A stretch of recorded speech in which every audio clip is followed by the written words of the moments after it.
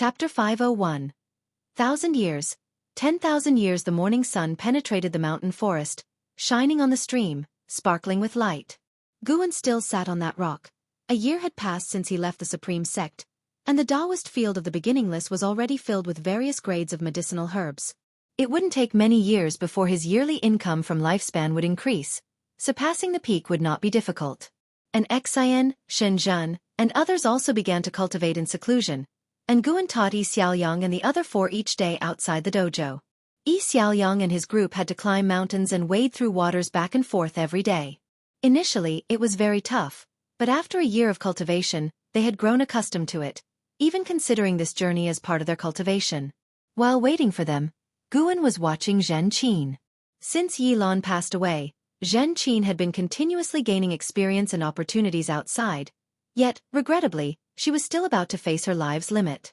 And she was still a long way from reaching the Nirvana realm.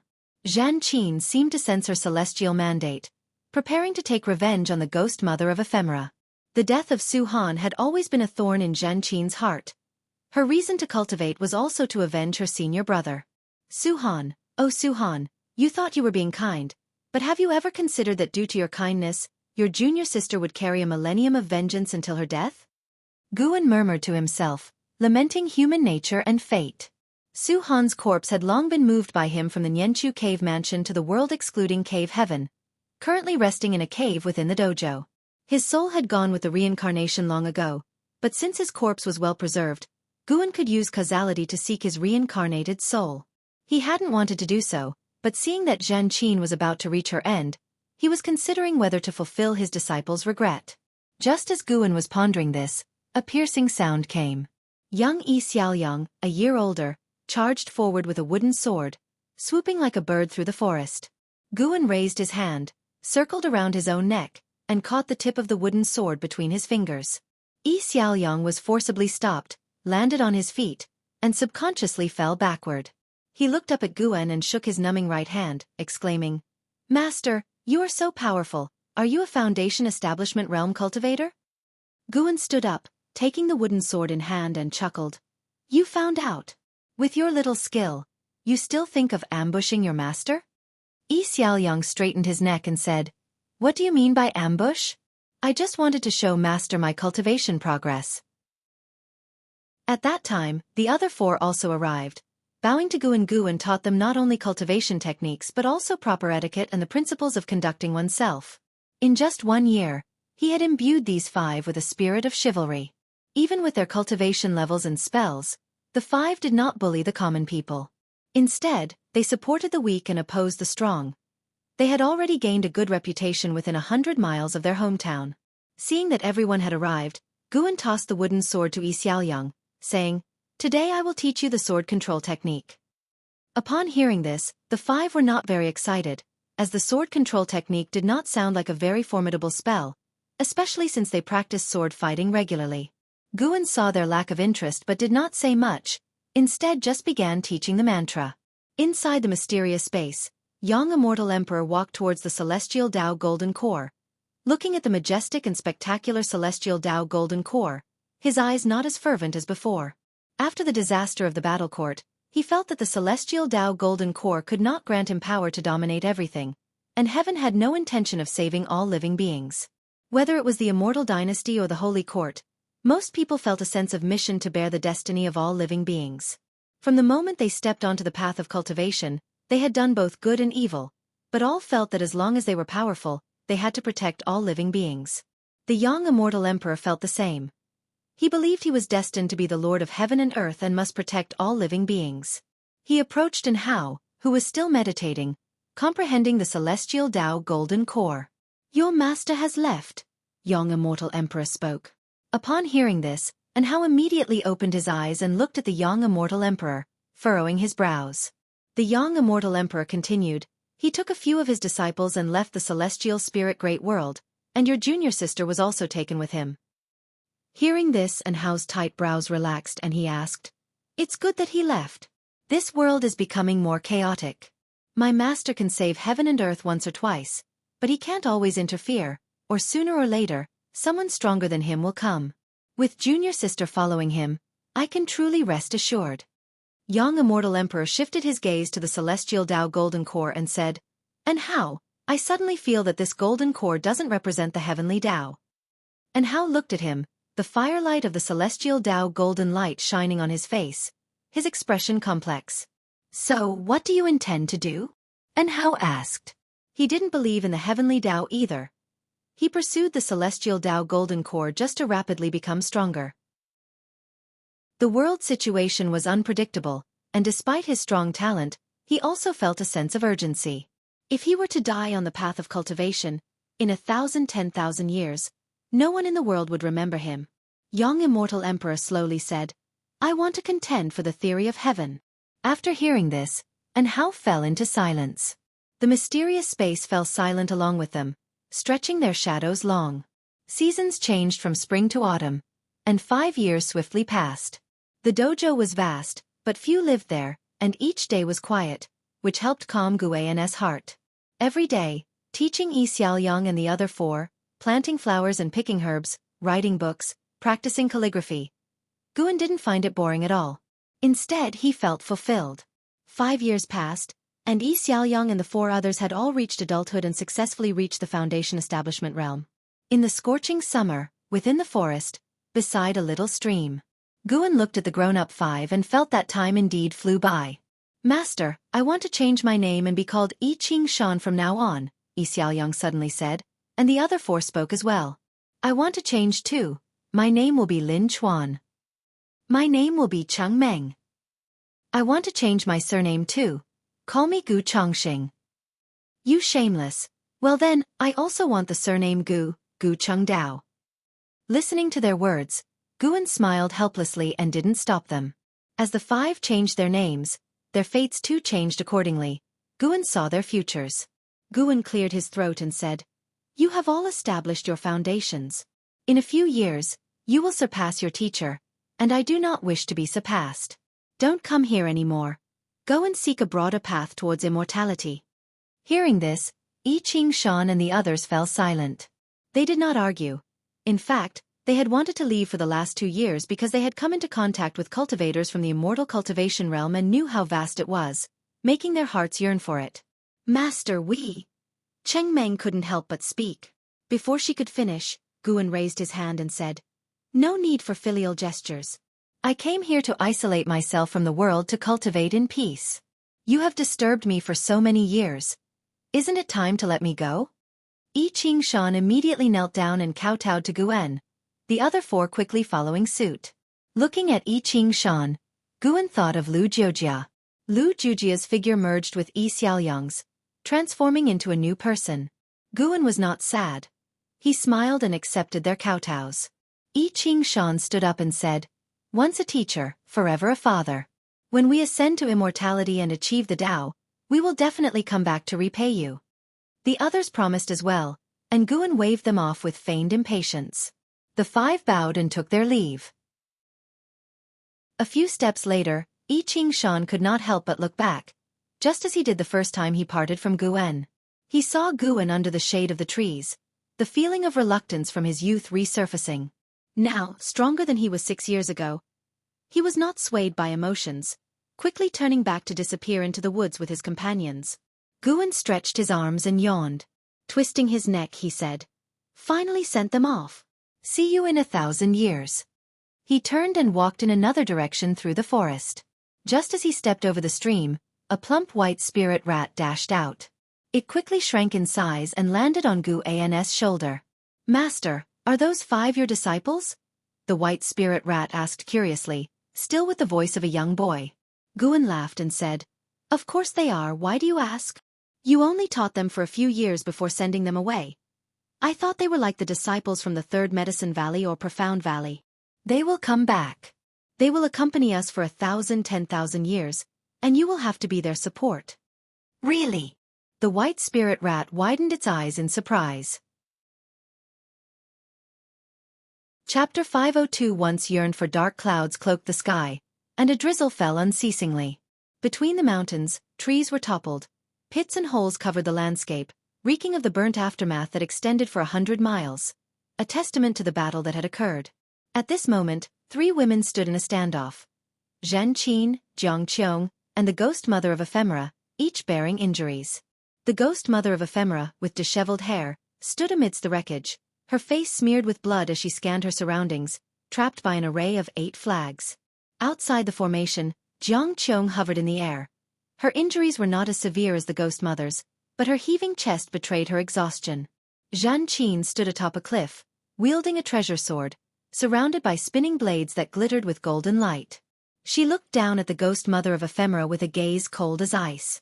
The ghost mother of Ephemera turned to Jianghu and gritted her teeth. "Sect leader, after I have supported you for so many years, do you truly intend to help an outsider kill me?" Jianghu sneered back. "How do you know that she is an outsider, and you are not?" The ghost mother of Ephemera took a deep breath and said, "Aren't you afraid of the supporting Dao Sword Venerable's return? Don't you know that she is the supporting Dao Sword Venerable's disciple?" Faced with Jiangchu's mockery, the ghost mother of Ephemera fell silent. Xianxia raised her sword and declared, "Ghost mother of Ephemera, today I shall avenge my senior brother Su Han." Upon hearing the name Su Han, the face of the ghost mother of Ephemera did not change. She lowered her head, seemingly resigned to her fate. Immediately, Jiangchu cast a spell.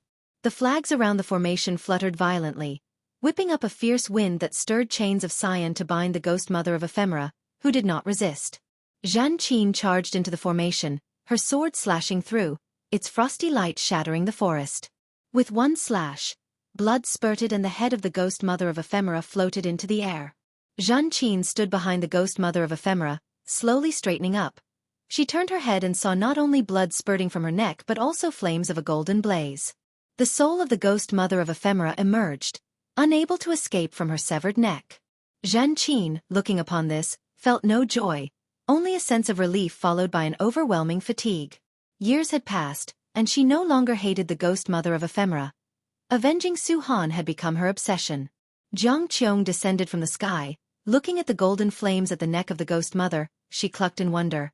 "Are you trying to make her soul disperse? Where did you learn such an evil skill?" Xianxia, devoid of expression, replied, "To deal with an evil demon, one naturally uses evil methods." The soul of the ghost mother of Ephemera struggled in agony, silent, but her twisting form was horrifying to behold. A breeze passed, scattering the golden flames around her neck, which alarmed both Xianxia and Jiangchu, prompting them to instinctively look around. "Let's end it here. This life's grievances have been settled." A voice sounded, and upon hearing it, Xianxia stopped mid-sentence. This voice belonged to Gu, and Jiangchu showed surprise and looked around in search of Gu. The soul of the ghost mother of Ephemera flew out from her corpse. Xianxia's sword was no ordinary sword. Its slash severed all her lifelines, leaving her either to find a new vessel or wait for reincarnation.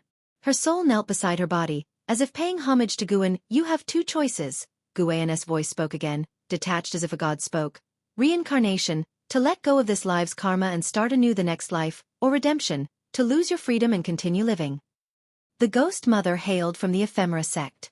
Though not affiliated with the Ephemera sect that caused chaos in the Taitsong continent, she had harmed many in her lifetime, Su Han being only one. Even when she founded the Gathering Flower sect, she resorted to wicked methods. The reason why Guan offered her a choice was that, at her core, she believed she acted for the supporting Dao Sword Venerable, that she belonged to him. After following the Sword Venerable, she had indeed restrained her methods and attempted to incline towards goodness. Guan did not wholly shield her, not just because of Su Han, as Su Han had long since severed ties with him, but because she genuinely had committed evils. Stopping evil actions did not erase past deeds like smoke. One must bear the consequences of their choices. The ghost mother of Ephemera immediately looked up and shouted loudly, "I am willing to follow you, even if I lose my freedom forever." No sooner had her voice faded than her soul vanished into thin air. Peace then returned to all of great heaven and earth. Jiangchu pursed her lips and looked toward Xianxia, offering comfort. "Regardless, she is considered dead and probably won't be at ease in the future." Xianxia took a deep breath and said, "I know. Master said she wouldn't let her be free, and she certainly won't." The blood prison great saint was the perfect example. When Guan said to make him a mount for 1,000 years, he indeed suffered for an entire millennium. Seeing that Xianxia was not fixated on the matter, Jiangchu also felt relieved and then asked, "What are your plans now?" Xianxia looked into the distance and replied, No plans. After her words fell, her body suddenly leaned backward. Jiang Qiong's eyes widened as she instinctively reached out. However, a hand moved faster to catch Zhen Qin's shoulder. Zhen Qin looked up and a smile appeared on her face involuntarily. Master, Zhen Qin said weakly. Guan looked at her and sighed softly. Zhen Qin had reached the last year of her maximum lifespan. Today's battle had thoroughly drained her vitality. Jiang Qiong was pleased to see Guan, but she didn't speak, choosing to give the time to the master and disciple. Zhen Qin was too weak to speak and soon closed her eyes, her hand naturally falling. This made Jiang Qiong frown.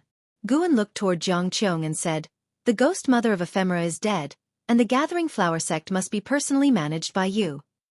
Jiang Qiong nodded and replied, "I know, I will go back soon." She stepped forward, sizing up Guan, and said, "Everyone says you've left the celestial spirit great world, but I didn't think you were still here. I said to myself, how could you leave without telling me?" Facing this woman who had greatly helped him in his early years, Guan said with a smile, "If you ever run into trouble in the future, just call for me in your heart." He could hear Jiang Qiong's heart's voice and knew she was not one to leave the secular world, so he did not invite her to the dojo. Jiang Qiong stared at him and asked, "Can I summon you if I miss you?" Guan rolled his eyes at her and replied, "I am very busy." Jiang Qiong huffed coldly and said, "Take her away quickly, don't let her die." She couldn't see the end of Zhen Qin's lifespan, but she could feel her life force rapidly draining, a sure sign of ill. Guan nodded slightly, then disappeared from the spot with Zhen Qin. Jiang Qiong didn't leave immediately but walked toward the corpse of the ghost mother of ephemera. After working together for over 1,000 years, she didn't want the ghost mother's body to be left in the wilderness. Zhen Qin had a very long dream where she returned to her youth, a time when she, Su Han, and Yi Yan lived carefree in Profound Valley. Back then, they all aspired to reach the Foundation Establishment realm. When Zhen Qin awoke, she opened her eyes to the blue sky. She sat up instinctively and then saw Guan sitting at a stone table not far away, with an ice coffin next to her. Seeing Guan, her heart settled down instantly. She stood up immediately, ready to go and pay her respects. But as soon as she stood up, she saw the scene inside the ice coffin and froze completely. She couldn't help but blink, but no matter how many times she blinked, the scene inside remained unchanged. How can this be? Zhen Qin became agitated, her body shaking slightly. Inside the ice coffin lay Su Han's body, intact. She looked back at Guan, who was sipping tea, not looking at her. In that moment, Zhen Qin's heart was filled with emotion and shame, and 1,000 words were stuck in her throat, unable to be spoken. Chapter 503. A lifespan of 256 billion years. Guan and Zhen Qin sat opposite each other and talked for a long time. After seeing Su Han's corpse, the burden and obsession in Zhen Qin's heart completely dissipated, and she returned to her usual lively and clever self. The mentor and disciple talked about the past, endlessly, finding it impossible to cover all the old times. However, everything has an end, including life. When dusk fell, Zhen Qin looked at Guan and said earnestly, "Master, thank you for your care in this life. As a disciple, I've been incapable and have never repaid you. If there is an afterlife and I am worthy of repaying you, I surely will strive to do so." Unlike the ghost mother of ephemera, who, though dead, was not at the end of her natural life and could still possess another body to be revived, Zhen Qin's fate had run its course, without any technique to turn back time. Guan smiled and nodded, saying, "There will be an afterlife." Hearing this, Zhen Qin showed a smile, her eyes filled with expectation. She then lay down on the table and whispered, "Master, I feel a bit sleepy. May I sleep here for a while?" Guan nodded and replied, "Sleep, I will stay by your side." Zhen Qin closed her eyes, mumbling, "I suddenly miss Master Yi so much. It feels like she has been gone for a very long time." Guan's hand, which was holding a teacup, paused. He said nothing and continued drinking his tea. After Zhen Qin fell asleep, Shenzhen came over. She looked at Zhen Qin about to speak, but her brow furrowed, and she approached Guan, asking, "Are you okay?" She knew Zhen Qin's place in Guan's heart and, thinking of how Yilan, Xiaochuan, and others' deaths affected Guan, she couldn't help but worry. "I am naturally fine," Guan said, looking at her with a smile and gesturing for her to sit down. Shenzhen took a seat, her gaze constantly on Guwen. As Guwen poured her tea, he said, "Do you think it's absurd? Someone with my cultivation level, yet unable to control life and death?" Shenzhen was secretly surprised. How did Guwen see through what she was thinking? She spoke truthfully. "Indeed, you are the strongest being in my mind. It seems like life and death should be trivial matters to you, but," Guwen laughed and said, "this means I am not the strongest being. There is a celestial mandate that governs all, and those I help already have good fates. I merely add a touch of splendor. You can glimpse the past and the future, but can you glimpse the celestial mandate?" Glimpse the celestial mandate? Shenzhen fell into deep thought. In fact, she was also confused about her own path of cultivation. She didn't enjoy sitting meditation and qi refinement. She preferred the arts and sought to improve her cultivation level through enlightenment, but inspiration was scarce, and her cultivation level had been stagnant for many years. Seeing that she was seriously contemplating, Guwen did not disturb her. He looked towards the horizon, where the slanted sun was like blood, and the seas of clouds seemed ablaze. Looking at the celestial vault, Guwen suddenly felt that the future he saw wasn't far enough. How high must one's cultivation level be to see to the end of this universe? Time flies like an arrow, and the years pass like a shuttle, slipping away never to return. A millennium is like a cloud of smoke, with worldly affairs vast like waves. Without the support of supporting Tao Sword Venerable's millennium, the celestial spirit great world faced no calamities from outer heaven, but internal strife remained intense. Ancient secret realms, Taoist fields, and the cave mansions of great powers emerged one after another, causing widespread deadly conflict among the realm's cultivators.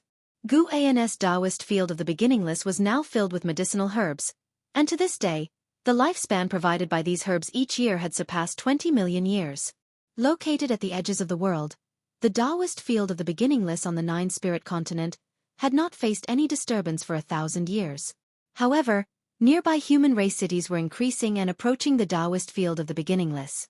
In that year early summer, Guwen stood on the edge of a cliff, watching Chen Chuan spar with the blood prison great saint. Chen Chuan, now of the Nirvana realm level, was able to hold his own against the blood prison great saint, who was at the level of the loose immortal realm. The two combatants clashed in the sky, Guwen establishing a barrier that allowed them to fight to their heart's content without affecting the dojo. After watching for a while, Guwen lost interest and called up his attribute panel to take a look. Name: Guwen. Lifespan: 3, 155/25, 660, 408, 118. Physique: primordial infinite body. Cultivation level: innate golden immortal realm perfection. A lifespan of 256 billion years. Guwen planned to break through after reaching a lifespan of 100 billion years. After all, according to the trends of the great heaven and earth, the celestial spirit great world would be engulfed in slaughter for the next 10,000 years unless there was intervention from powers beyond the heavens. Such slaughter was not meaningless. Guwen could feel that the number of all living beings in the world had decreased by 10% compared to 1,000 years ago, but this also gave rise to more talents and great powers.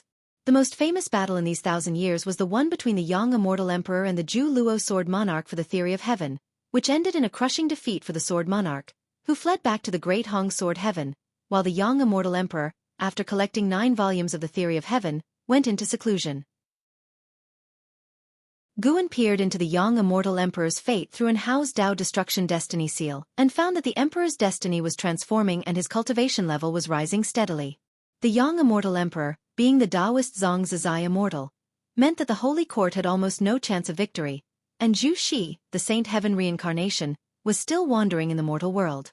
Even after regaining her past life memories, she had no intentions of returning to the Holy Court. A figure approached Guwen. It was the ghost mother of ephemera. She looked just like she did in life, but in reality, her body was made of flowers and plants, no longer human.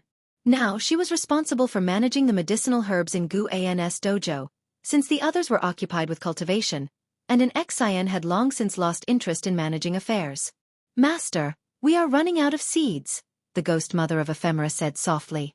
Having experienced life and death, and after 1,000 years of settling, her temperament had become much more stable, starkly different from her past as the deputy sect master of the Gathering Flower sect.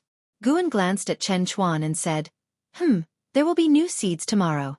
You should go and cultivate for now." The ghost mother of ephemera immediately bowed and took her leave. Wait a moment. Guan spoke, and upon hearing him, the ghost mother subconsciously turned around, only to have a secret manual fall into her embrace. She accepted the manual and saw at a glance that it was a cultivation technique. Strive to reach nirvana as soon as possible. That way, you can serve me for a longer time, Guan said before turning and walking away. A ripple of emotion disturbed the tranquility of the ghost mother of ephemera's eyes. She watched Guan's retreating figure, her thoughts unknown. Guan walked out toward the dojo. 5 acquaintances were to arrive today, and he needed to see them. The 5 acquaintances were Xianxia and the others, whom Guan had taken as disciples because Xianxia was the reincarnation of Lu Jiujia. After 1,000 years of adventure and countless trials, fortunately, all 5 were still alive. They had encountered an invincible adversary and had to return to their homeland. Guan could overhear their conversation. These friends were contemplating establishing a sect in their hometown to cultivate their own power and to benefit the locals. Although the relatives they remembered were no longer alive, the land had not changed. Guan listened as these 5 discussed their past experiences of cultivating with him, and Gu Chongxing, that youngster, was actually sentimental, wondering if his master was still alive. All 5 believed that Guan had passed away, for in their memory, Guan was merely a Foundation Establishment realm cultivator. Unless they faced a cultivation crisis or had stirred up enemies, why would anyone seek such a secluded place to hide? At the very least, it indicated that Guan had no mighty background or extraordinary talent. Reflecting on their master, they felt regret, wishing they had had the chance to repay him. Chapter 504. Never Give Up in the Woods. Yi Qingshan, Lin Chuan, Cheng Meng, Gu Chongsheng, and Gu Chengdao moved forward while chatting, looking at the forest which felt both familiar and strange to them. They talked about the past millennium with deep emotion. Suddenly, Cheng Meng said, "Do you think it's possible that Master is still alive?" At these words, the other 4 fell silent. Of course, they wished Guan were alive, but when they had left, the Master was still a cultivator at the Foundation Establishment realm. Judging by the cultivation speed he described, it seemed highly unlikely he could survive 1,000 years. Unless, of course, the Master had deceived them. After all, they had never truly understood his cultivation level. Isn't finding him one of the reasons for our return? Gu Chengdao, the youngest yet most composed of the 5, spoke up. He always felt that their master was not like ordinary people. After roaming the great heaven and earth for 1,000 years and witnessing countless exceptional individuals, he still felt his master was in no way inferior to any of them. Yi Qingshan spoke. Now that we're back, establishing a sect can wait. Let's first look for our master. His words met with the agreement of the others. Even if their master were no longer of this world, spending several years in search for him was worthwhile. Gradually, their conversation turned to their sworn enemies. Mentioning their enemies made their teeth itch. Their disciples and friends had been slaughtered by these foes, and they themselves had narrowly escaped death. Even with all the hatred, they had no means of revenge, as their enemies were cultivators of the immortal Dao realm, backed by a major sect. As they talked, they came to a small stream and were struck dumb. Lin Chuan couldn't help but ask, could this be the same stream from 1,000 years ago? How is it still here? Yi Qingshan was somewhat bewildered, responding, a millennium isn't enough for the great heaven and earth to undergo massive change, especially since there hasn't been sect conflict or demon mischief around here. Naturally, there wouldn't be much alteration. They looked around, recalling the past intricacies of their lives. After a while, the sound of footsteps came from deep within the woods across the stream, drawing the attention of Yi Qingshan and the others.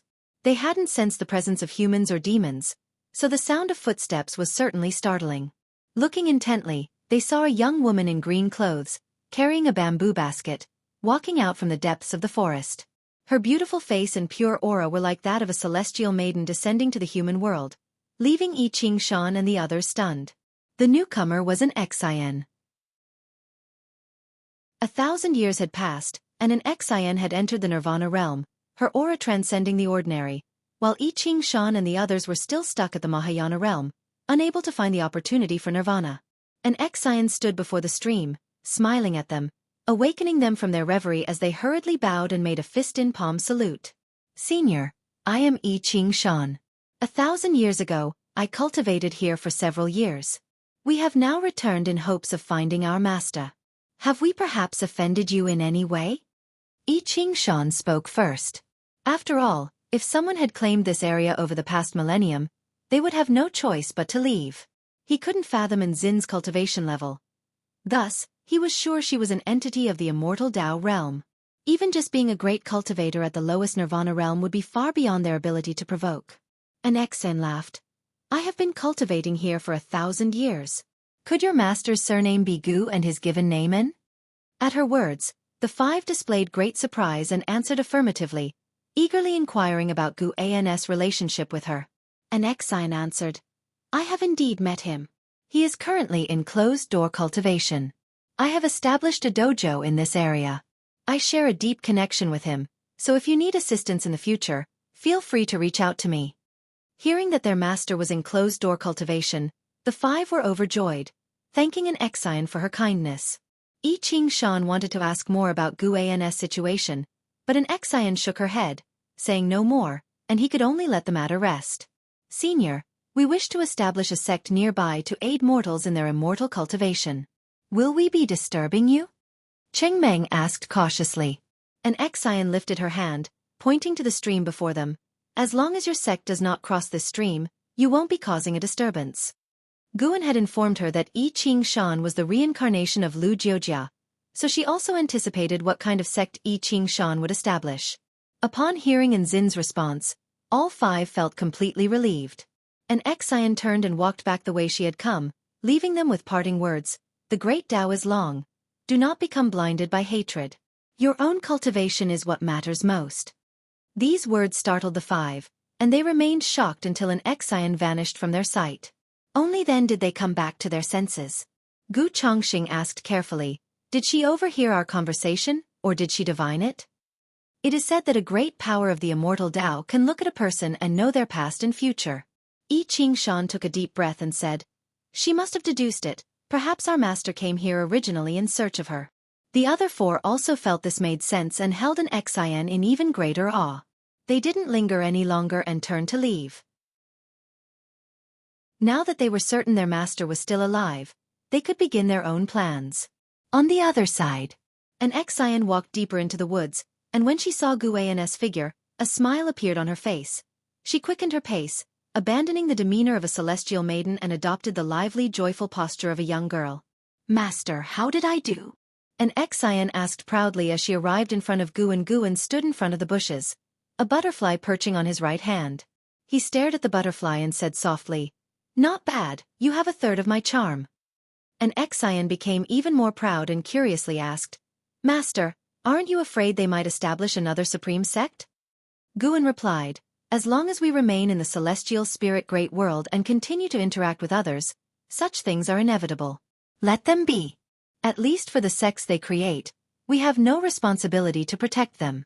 The prosperity they create can also serve as entertainment for you when you are bored, and experiencing fate and encounters among the mortal realm is also a form of cultivation. He lifted his right hand, and the butterfly flew away.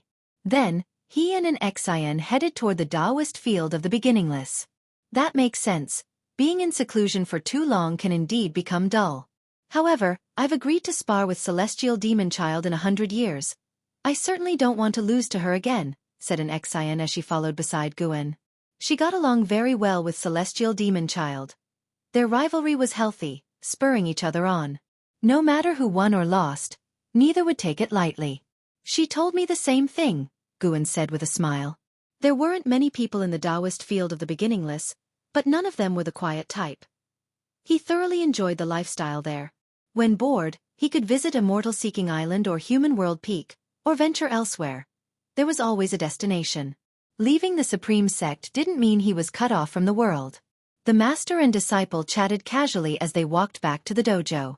On the other side, deep in the cosmos, a majestic world gate stood in the void, as if at the center of the universe, radiating an endless ancient aura. A fluctuation emerged from within the gate, and a figure stepped out.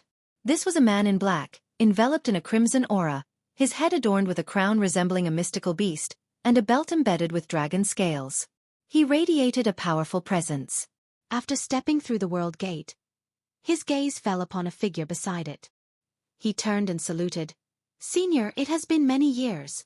Are you well?" The figure he addressed was none other than the celestial spirit god. The celestial spirit god shone with intense brightness, its shape visible but its visage unseen.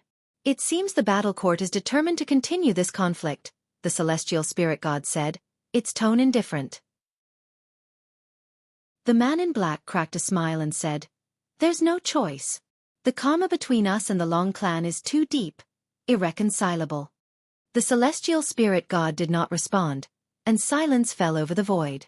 After a moment's hesitation, the man in black asked, "Senior, if the celestial court were to reappear in the human world, would you consider returning?" As soon as he finished speaking, his expression changed drastically, and he trembled all over.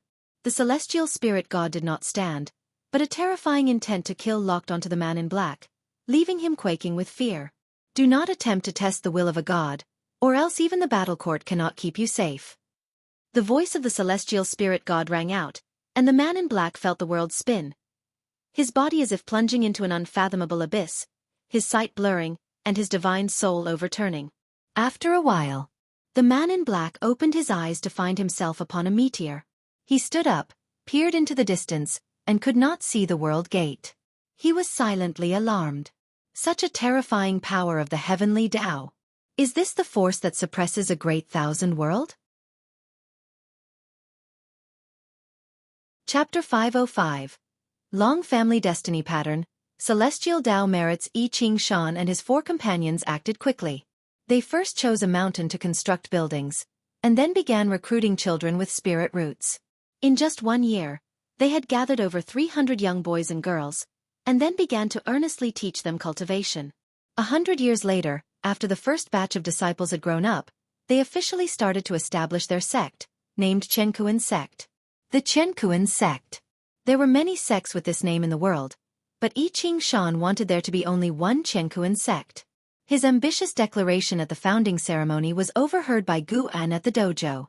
Guan just smiled lightly, not paying much attention. He didn't even bother to calculate the destiny of the Qianxia sect anymore, choosing to leave it as a mystery, as a bit of color in life. The seasonal patterns in the celestial spirit great world were broadly the same. At the start of autumn this year, Guan lay under a tree, hands pillowed behind his head, eyes closed. It seemed as though he was sleeping, but he was actually observing the Supreme Sect. After all, he had spent the earlier half of his life in the Supreme Sect, and even after 1,000 years, Guan still held some sentiment for it. He was currently paying attention to Long Qing. Before leaving the Third Medicine Valley, Guan had begun to release the Guiyuan Divine Tao within Long Qing's body, allowing him to gradually regain his qi refinement talent. Long Qing, born in the Nirvana realm, had completely recovered his true strength after 1,000 years of cultivation. Under his leadership, the Third Medicine Valley had become a very powerful force within the Supreme Sect. Everyone knew that he was raised by Guan. With him there, the bond between the Supreme Sect and the supporting Tao Sword Venerable would not break. Therefore, even those whose cultivation levels were several greater realms higher than his would still try to please him. Unlike Guan's style, Long Qing turned the Third Medicine Valley into a power-chasing valley, losing the leisurely and peaceful atmosphere of the past. At this moment, someone was persuading Long Qing. This person was a profound yuan-free immortal who came from the World Gate. Guan initially thought he was here to cause trouble, especially since he carried the thick aura of the battle court. However, this person had lingered outside Celestial Spirit Great World for decades and then infiltrated the Supreme Sect, where he stayed for several decades before finally approaching Long Qing. He was currently explaining to Long Qing about the strength of the Long clan and their deep connections with the battle court. Previously, Yi Tianji had shown Long Qing many images from past lives, but those were only fragments of memories. When Long Qing truly understood his heritage, his feelings were incredibly complex. Inside Long Qing's loft, he sat on a chair, silent for a long time. The profound yuan-free immortal waited for him to accept his heritage. Long Qing remained silent for half an hour, then he looked up at the man in black and asked, "You've told me so much, but who are you?" The man in black smiled and said, "My name is Candle Star from the Battle Court, a disciple of the Lord of the War Court. I have lived far beyond your imagination, and much of the history I've told you, I witnessed personally." Hearing this, Long Qing frowned. He was not frightened into standing up. Instead, he stared at Candlestar and asked, "If you come from the battle court, why awaken my hatred towards it?" Candlestar laughed and said, "The battle court has strayed, always trying to please the immortal gods. I am not satisfied with that. I prefer the battle court under Emperor Longxin's rule." That was the true battle court worthy of battle's name. As he spoke, his eyes revealed longing and excitement. Long Qing's frown deepened. He could not see through Candlestar's intentions, nor could he discern whether his words were true. Candlestar looked at Long Qing, raised his hands, and suddenly said excitedly, "Do you know why the battle court targets your Long clan? It's not because you are the legitimate one, but because they fear your bloodline. No, they want to obtain it." Long Qing's expression changed, but before he could speak, Candlestar continued, "The real founder of the battle court was Emperor Longxin's father, Long Zhan, also known as Celestial Dragon Emperor. Without experiencing the era's tribulation of the Great Thousand World, he grew rapidly. In every battle, his strength surged substantially. It is said that once after slaughtering an entire great heaven and earth, he managed to cross the 9 heavens of the immortal path in a remarkably short time. Emperor Longxin's talent was also immense, but he turned against the Celestial Dragon Emperor and thereafter ceased creating slaughter." Candlestar grew more excited as he spoke, his eyes even gleaming. He could not only grow stronger through slaughter but also resist heavenly might. Even crossing the 9 heavens of the immortal path, he managed to successfully cross the tribulation within a day. Such talent, such destiny pattern, is enough to drive the 3,000 great thousand worlds mad. Candlestar's intense gaze made Long Qing uncomfortable. Long Qing couldn't help but say, "Are you suggesting that the Long clan inherited such talent and destiny pattern?"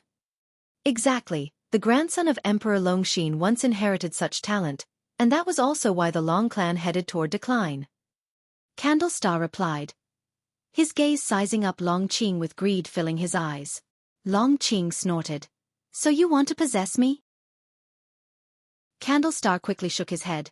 "No, no, no, the talent of the Long clan, and you who cannot be killed no matter what, obviously your clan hides a great cause and effect. The fools of the war court can't see this clearly. Of course, the most important thing is that I also believe in my own talent. I want you to retake control of the war court, and together we can establish everlasting great celestial Tao merits." Long Qing furrowed his brows again. He muttered, "With my current cultivation level, how many years would it take to overthrow the war court?" Candlestar answered, "If it's fast, several tens of millions of years. If slow, several hundreds of millions of years. Of course you have to survive and you cannot slack off." "Tens of millions of years?" Long Qing widened his eyes, unable to remain calm. He couldn't help but exclaim, "Are you joking with me? Even if it really took that many years, could you wait that long?" Candlestar huffed. "Why can't I wait? I also need time to cultivate. Don't feel that it's too long. To reach my current cultivation level, closing my eyes, 1,000,000 years pass in an instant, not to mention those who are in seclusion seeking enlightenment. For them, even 10 million years are not worth mentioning. The reason you haven't felt time passing so quickly is that this great thousand world is currently undergoing an era transition. The heavenly Tao promotes the movement of heaven and earth, and living beings are continually fighting. You've experienced too many changes." Long Qing fell into silence. Candlestar then looked around, examining the furnishings within the room. Long Qing took a deep breath and asked, "Since that's the case, how will you assist me?" Candlestar turned his head towards him, smiling. "You first become the sect leader of the Supreme Sect. By then, let the Supreme Sect unify the world. After the era of tribulation ends, and the celestial merits fall onto the Supreme Sect, as its sect leader, and me as the vice-sect leader, we will receive vast celestial Tao merits, aiding us in our enlightenment. In the silent extinction domain, there is a world gate that will limit the war court, preventing them from invading in large numbers. Previously, your master killed Yi Tianji, which has already placed the war court in a dilemma, causing internal divisions. Now is the best time for us to develop our sect." After hearing this, Long Qing's brows gradually smoothed. Elsewhere, far in the Taoist field of the beginningless, Guan listened to their conversation, and he was not too surprised because he had previously guessed why the war court was hunting the Long clan. The silent destruction god emperor used a person from the Long clan to cultivate the celestial dragon reincarnation dharma aspect, which was the best proof. He was more interested in the celestial Tao merits mentioned by Candlestar. If Longqing and Candlestar could indeed lead the supreme sect to become the ruler of the world, it would be a good thing, providing Guan with a sense of presence as well. Of course, if Longqing were to go astray, Guan would not ignore it. He had protected Longqing, so he had the responsibility to keep an eye on Longqing, to prevent him from walking the path of slaughter followed by his previous life and ancestors. Guan stood up and headed towards the mountain forests. With the establishment of the Chengkuan sect, the sect had been aggressively recruiting disciples, and the number of disciples had quickly surpassed 10,000. With so many people, there were bound to be some who caused trouble. Indeed, someone was heading towards the forbidden area designated by the Chengkuan sect, approaching the Taoist field of the beginningless. Guan felt it necessary to arrange a guard, pretending to be a hermit in deep mountains. An Xian, who usually needed to focus on cultivation, didn't have the time to watch continuously. He had just entered the mountain forest when a streak of white light sped over and landed on his shoulder. It was the white spirit rat. "Master, where are you going?" the white spirit rat curiously asked. Guan laughed heartily. "You run around all day, full of energy, and you don't cultivate. How about becoming the Demon King?" The white spirit rat's eyes lit up at hearing this. It asked, "Really? Come, I'll transform some demons, and you can choose from them. From now on, you'll be in charge of guarding around the Taoist field, and you will not allow anyone to trespass without permission." "That's great, Master. I definitely won't let you be disappointed," the white spirit rat said excitedly. Even though it had shrunk its rat body, it still looked chubby, laughing like a trembling white fur ball. Guan began instructing the white spirit rat on what it could and couldn't do. This guy was too mischievous. Rules must be established to prevent it from becoming utterly lawless. He couldn't allow it to become like the Cyan Bull demon under Lord Lao Zi of the Great Monad. Chapter 506. The strongest sword. Time passed swiftly, and another 200 years went by. Guan enlightened 100 demons, taught personally by the white spirit rat. An Xian introduced them to Xianxia and others, enabling the white spirit rat to quickly establish a relationship with the Chengkuan sect. Under the guidance of Xianxia and his peers, the Chengkuan sect occasionally presented gifts to the white spirit rat and its subordinate demons, making the relationship between the two parties increasingly close. After 200 years, the Chengkuan sect had risen to power, becoming a first-class sect in the Nine-Spirit continent with aspirations of sweeping across the world. With 9 Mahayana practitioners, the Chengkuan sect was truly invincible in this land, and unifying the continent was only a matter of time as long as no forces from overseas intervened.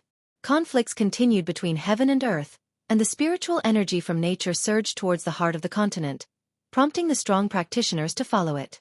This weakened the immortal cultivation atmosphere in the peripheral regions. That was the case for the Nine-Spirit continent and neighboring continents. Almost no creatures from the immortal Tao realm visited this area, though many lower realm beings wanted to spend their remaining life here. On this day, inside the Taoist field of the beginningless, by a lake in the mountains, Guan was fishing. Blood Prison Great Saint stood by, curiously watching the lake's surface, and couldn't help but ask, "Master, are these fish of a special kind?" In his mind, the master was the strongest. In his view, the master wouldn't engage in meaningless activities. Even the leisurely ones would, upon reflection, hold significance, just like how the master enjoyed reading and writing, which Shenzhen emulated and then attained enlightenment. There were also the games of Go and chess created by the master, which could enhance one's comprehension of the Tao. Even gardening held many subtleties, allowing for deeper contemplation. Even serving as a bullock, 1,000 years of reflection had helped the Blood Prison Great Saint shed his impetuous and arrogant temperament.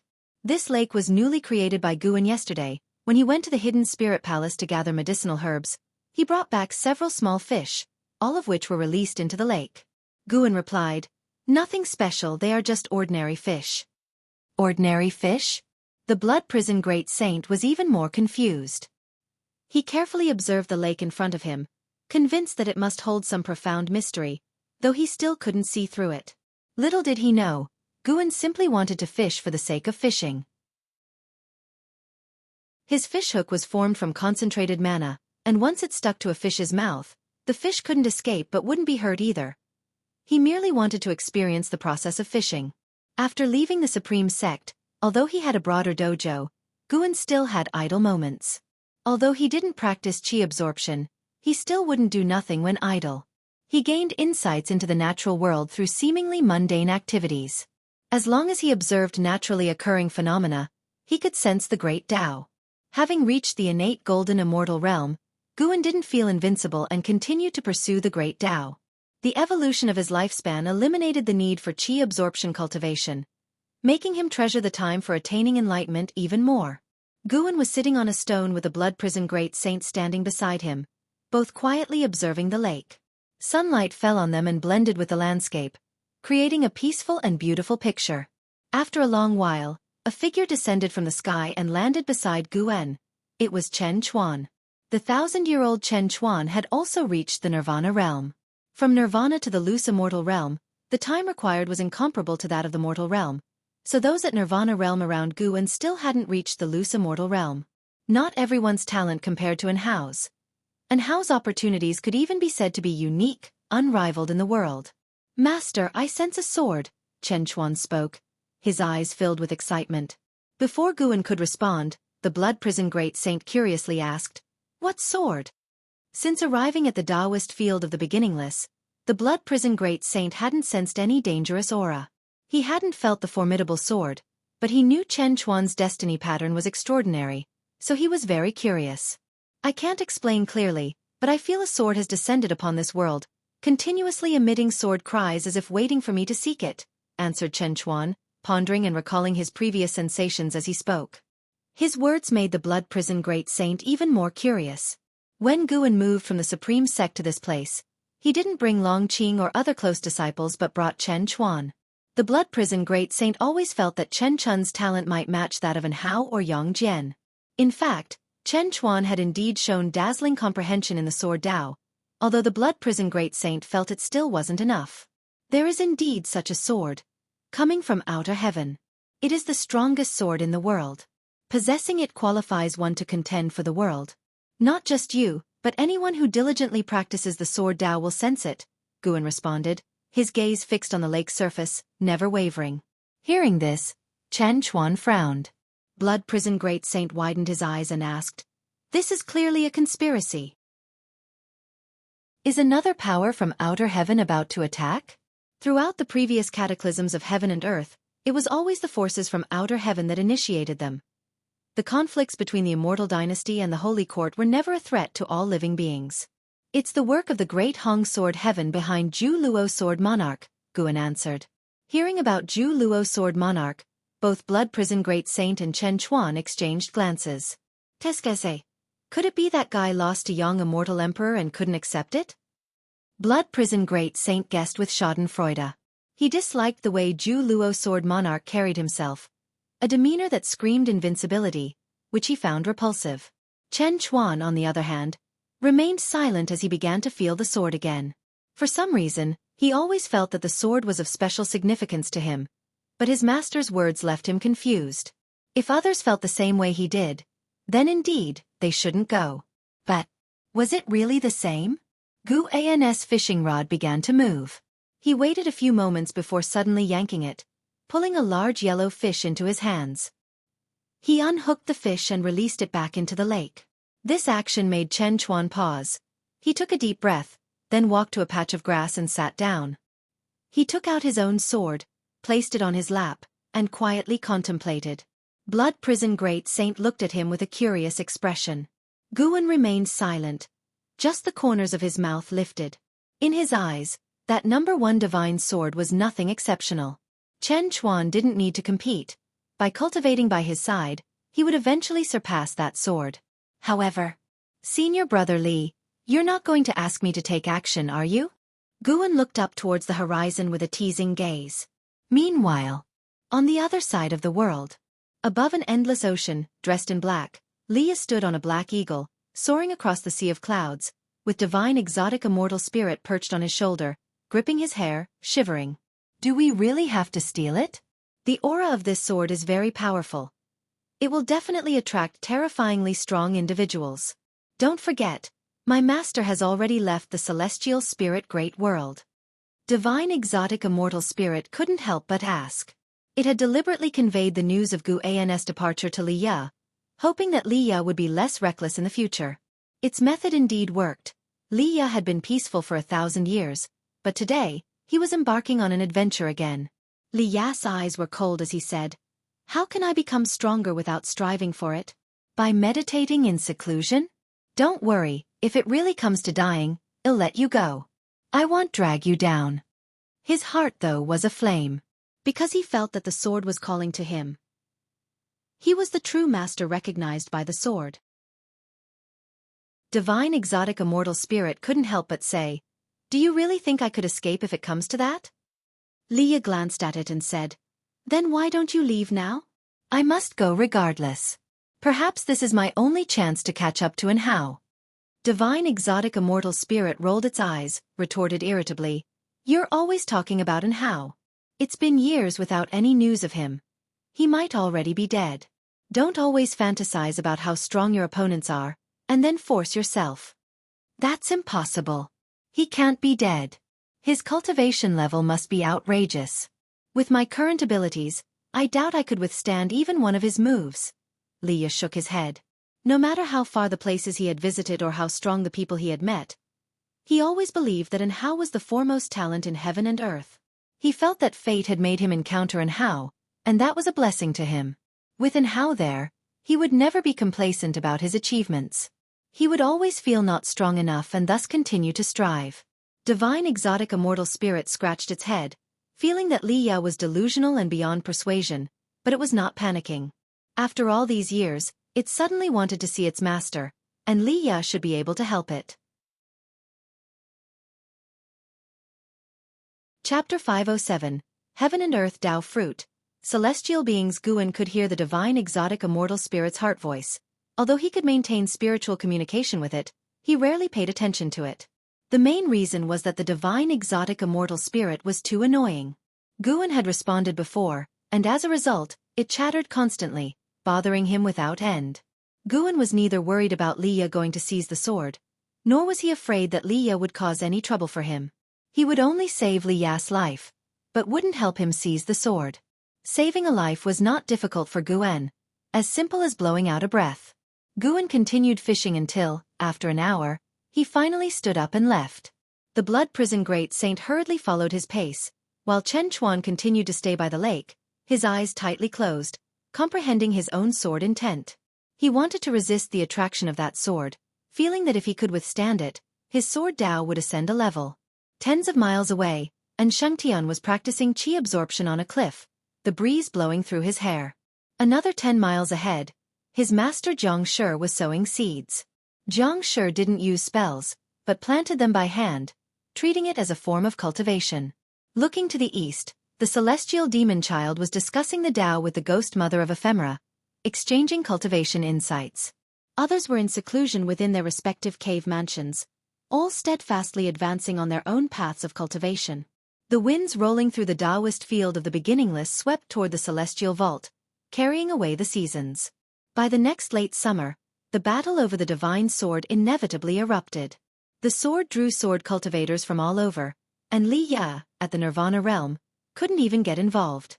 Let alone having Guan save him, he didn't even have the qualification to see the divine sword. The battle between two divine immortals of wondrous dharma prevented him and the divine exotic immortal spirit from moving forward, forcing them to wait in the distance. Sadly, as time passed, Li Ya not only couldn't advance but was also pushed back because higher-level sword cultivators joined the fray. The setting sun cast a pall over an opulent city where Zhu Xi, dressed in yellow robes, strolled along the street. She looked just as young as ever, like a girl of 16 or 17, her eyes shining as she looked around with interest. No one could have imagined that this seemingly innocent girl was the Xianxia of the Holy Court, once the strongest being of heaven and earth. Just as Zhu Xi became engrossed with the sights on either side of the street, a figure approached her. "Young friend, please halt." A laugh came from ahead, and Zhu Xi fixed her gaze before stopping in her tracks. She saw a young monk draped in a kasaya blocking her path. This person was none other than the immortal seeker who had taught the Taoist expansion skill. It was because the Taoist expansion skill had advanced to the innate reincarnation skill that Guan was able to help the people he cared about extend their ultimate lifespan. Zhu's eyes' smile vanished, and she calmly looked at the immortal seeker. The immortal seeker chuckled. The humble monk observes that you possess extraordinary destiny. Would you like to ascend to immortality? The humble monk can assist you. Zhu Xi focused on him, saying, You, a monk, refer to yourself as humble monk? Do you think you're credible? Of course the humble monk is credible. His Majesty Saint Heaven is nurtured by the celestial spirit and destiny. Even as a reincarnated being, a pair of eyes can see through everything, can't they? The immortal seeker said with a chuckle, causing Zhu Xi to furrow her brow. When he mentioned Saint Heaven, a passing cultivator threw a suspicious glance at him, but quickly disappeared with the flow of the crowd. Zhu Xi and the immortal seeker faced each other amidst the throng. They were out of place in this world and indifferent to the gazes of the people. Zhu Xi's eyes gradually became piercing, as if she had transformed into someone else.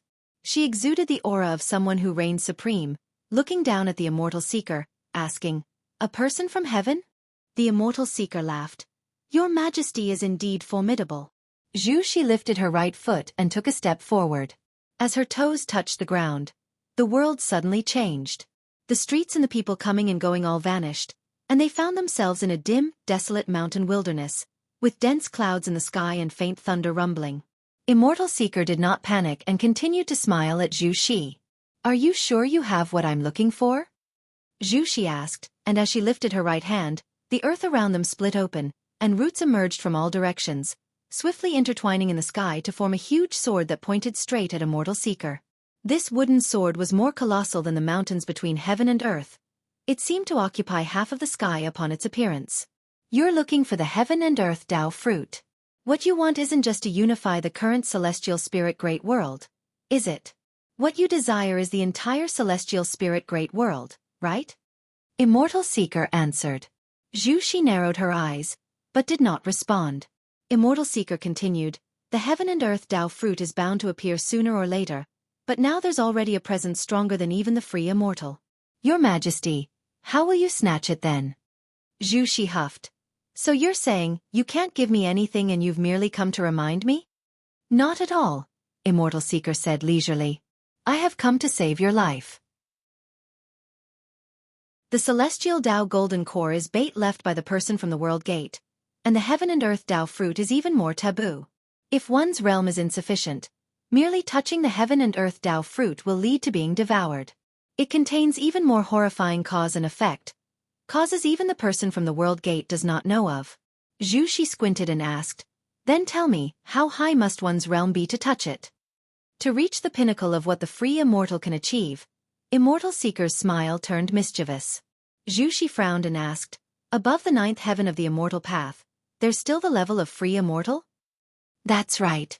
There are 3 free immortal levels above it, and none of those strongest beings who appeared in the last few thousand years have reached that realm, not even the supporting Tao Sword Venerable. Hearing Immortal Seeker mention the supporting Tao Sword Venerable, Zhu Xi's face became grim.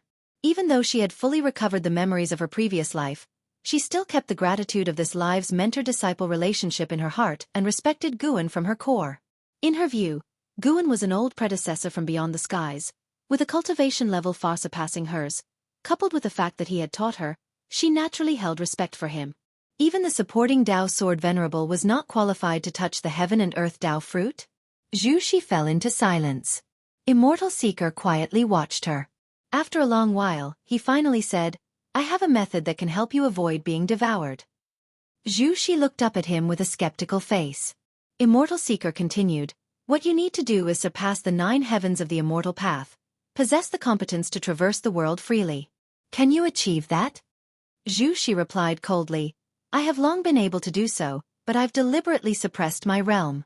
I can sense an almighty existence outside this world watching me. If I break through, I will encounter unexpected disasters. Some free immortals need thousands, tens of thousands of cycles of reincarnation tribulations, but I only need 1 life. Immortal Seeker was taken aback, clearly shocked by her words.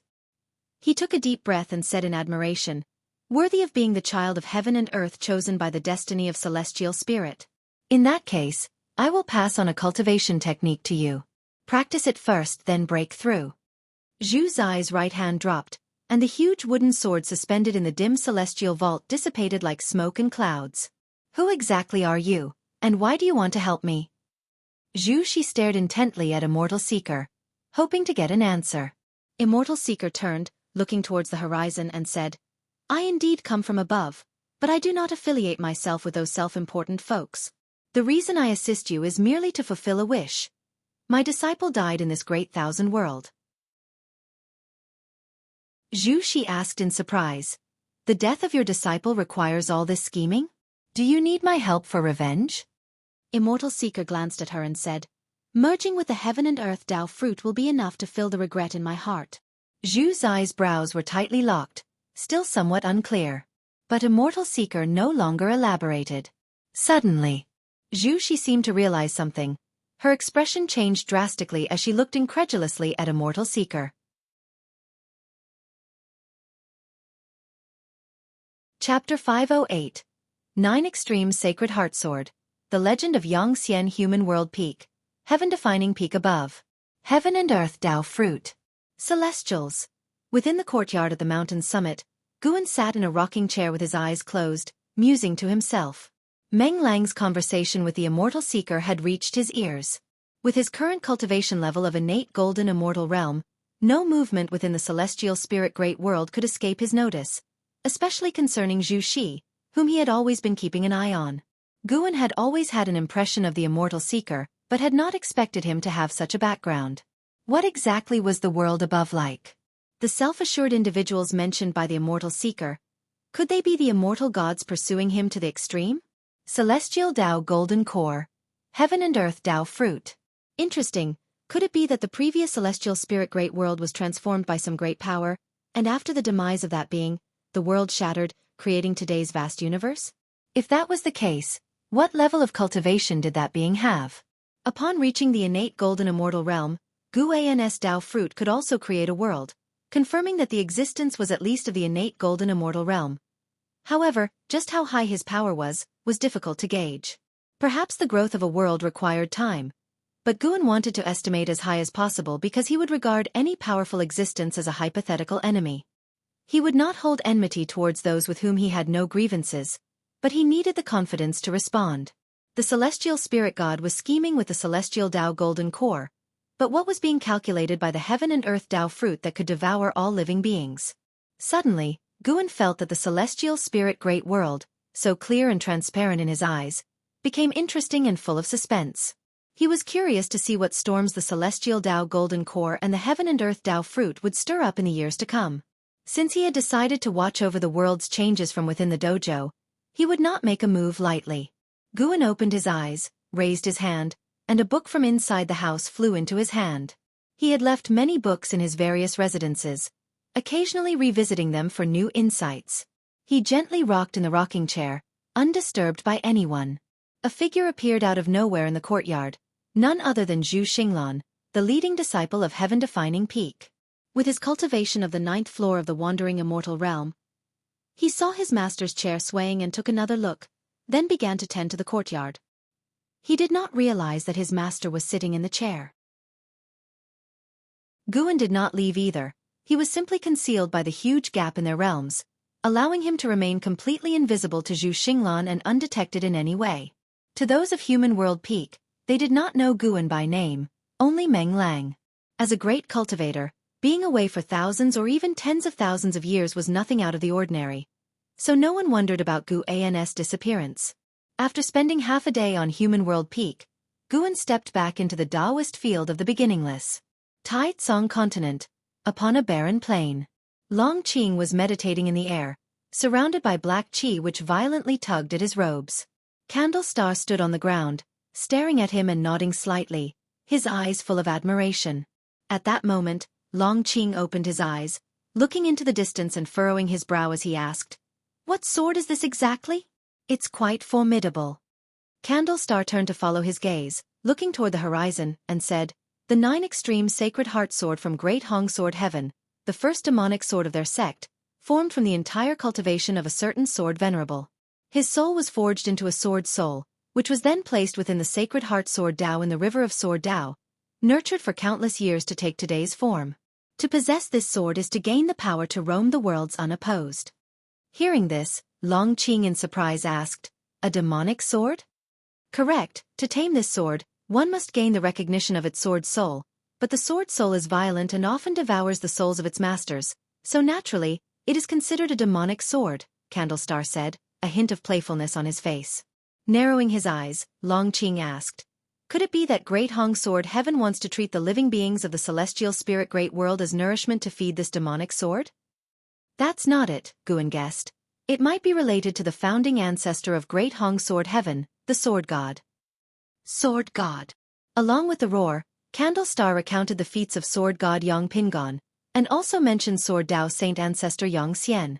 Longqing listened with rapt attention, never having imagined that such formidable figures existed in other great heaven and earths.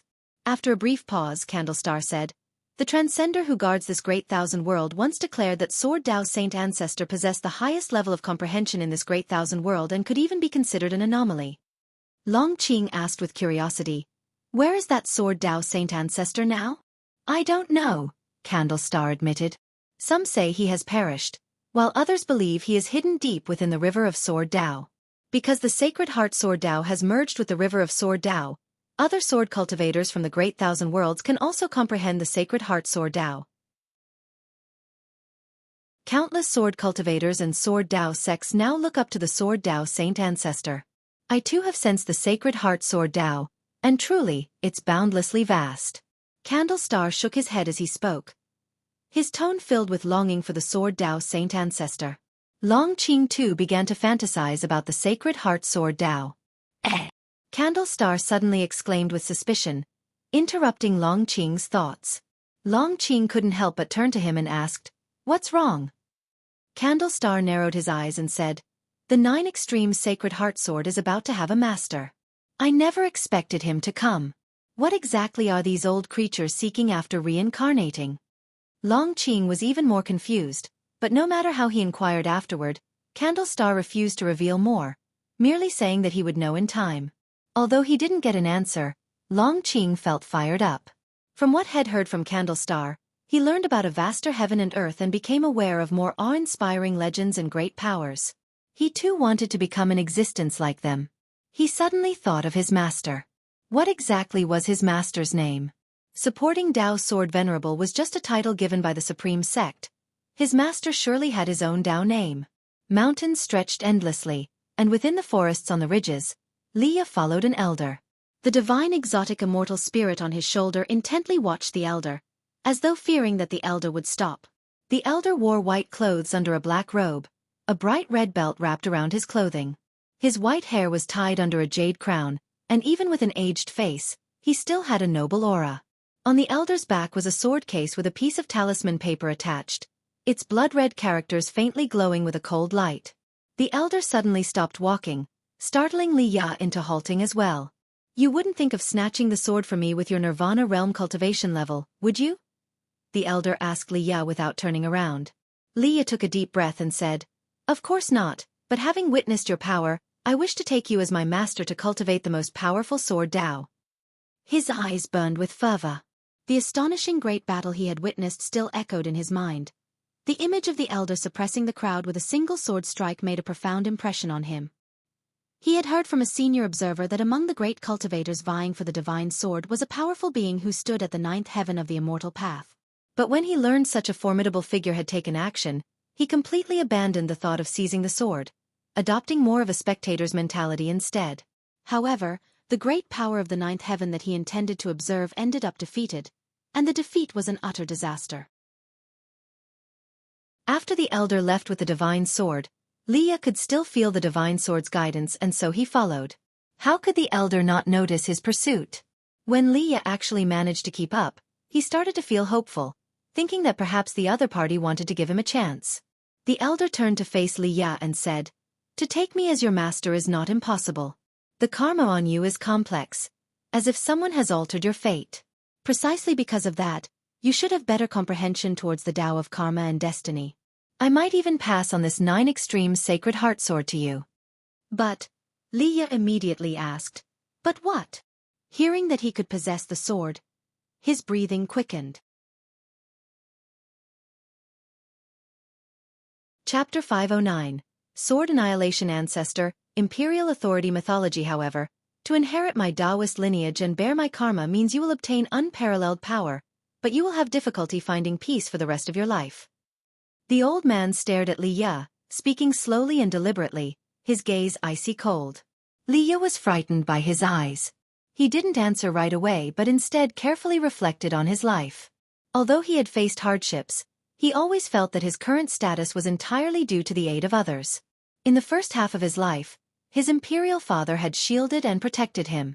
Later, Gu En, under another identity, had protected him and taught him swordsmanship.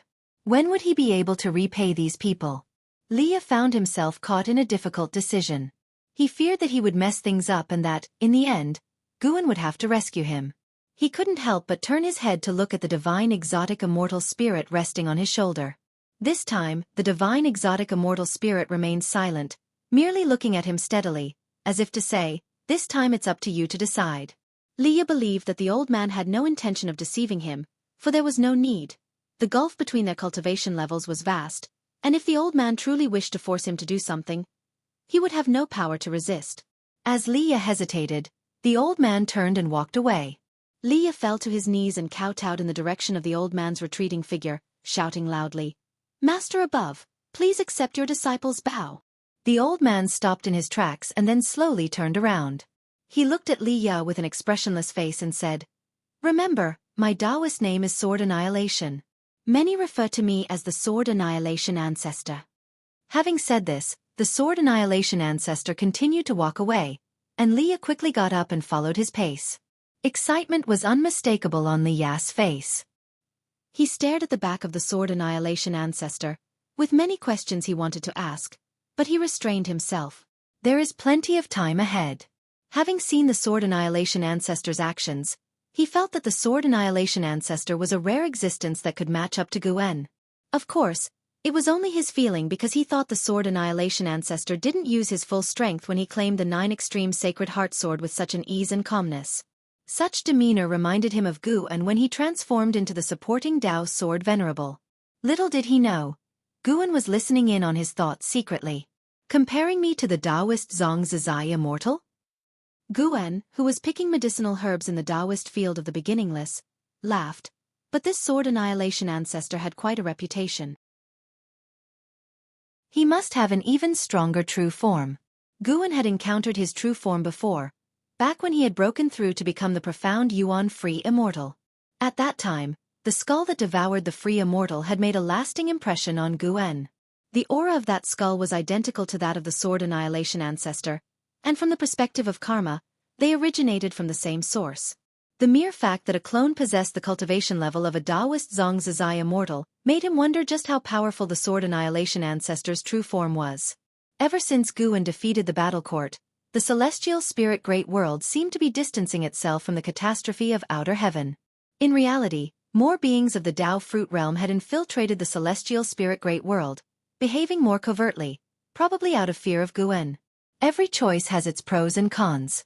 His own lifespan reincarnation had left behind unfavorable karma, but within the life he could control, he had always done good deeds. He was satisfied with that and never tired of it. Gu An's mood became increasingly cheerful, and he began to give pointers to the ghost mother of ephemera following him. Although the ghost mother of ephemera had lost her freedom, she did not slack off because she saw greater hope. She even felt that her current life was better and more meaningful than before. Pursuing longevity, that was far more meaningful than being a vice-sect hierarch. The ghost mother of ephemera made note of every word Gu En said and pondered them deeply. Gu En knew what she was thinking, but he never spelled it out. He let her muse wildly, thinking maybe she might stumble upon something significant. An hour later, Gu En finished picking herbs, and then he had the ghost mother of ephemera sow the seeds while he walked to his own loft, ready to take a nap. Even innate golden immortals can sleep, and Gu En occasionally enjoyed dreaming, finding enlightenment in his dreams a particularly interesting experience. The white clouds above drifted slowly, yet in the blink of an eye, one might feel they moved quickly. The passage of time in the human world is the same. 1,000 years, like those clouds, is both fast and slow. It seems quick to cultivators but slow to mortals. On an early summer day, at high noon, in the Tai Tsong dynasty, within the Zhengzhou imperial city, in the imperial study, Li Xiandao held a petition, his face expressionless. He had been the emperor for over 4,000 years. His long-standing and domineering rule had become mythologized in the hearts of the people. The commoners were unfamiliar with the name supporting Dao Sword Venerable, unaware of the great cultivators of the immortal cultivation realm. In their eyes, he was a living immortal. At this moment, two people were kneeling in the room, their heads bowed and bodies tense, one of them sweating profusely on the forehead. After a while, Li Xiandao looked up. He glanced at the two kneeling before him and asked, "What is the Crown Prince's opinion on the Yang family's actions?" One of the elderly ministers raised his head to look at Li Xiandao, hesitated for a moment and said, "His Highness did not respond to us, but one of my spies told me that the Crown Prince once said he found the position of Crown Prince rather dull, and he did not know."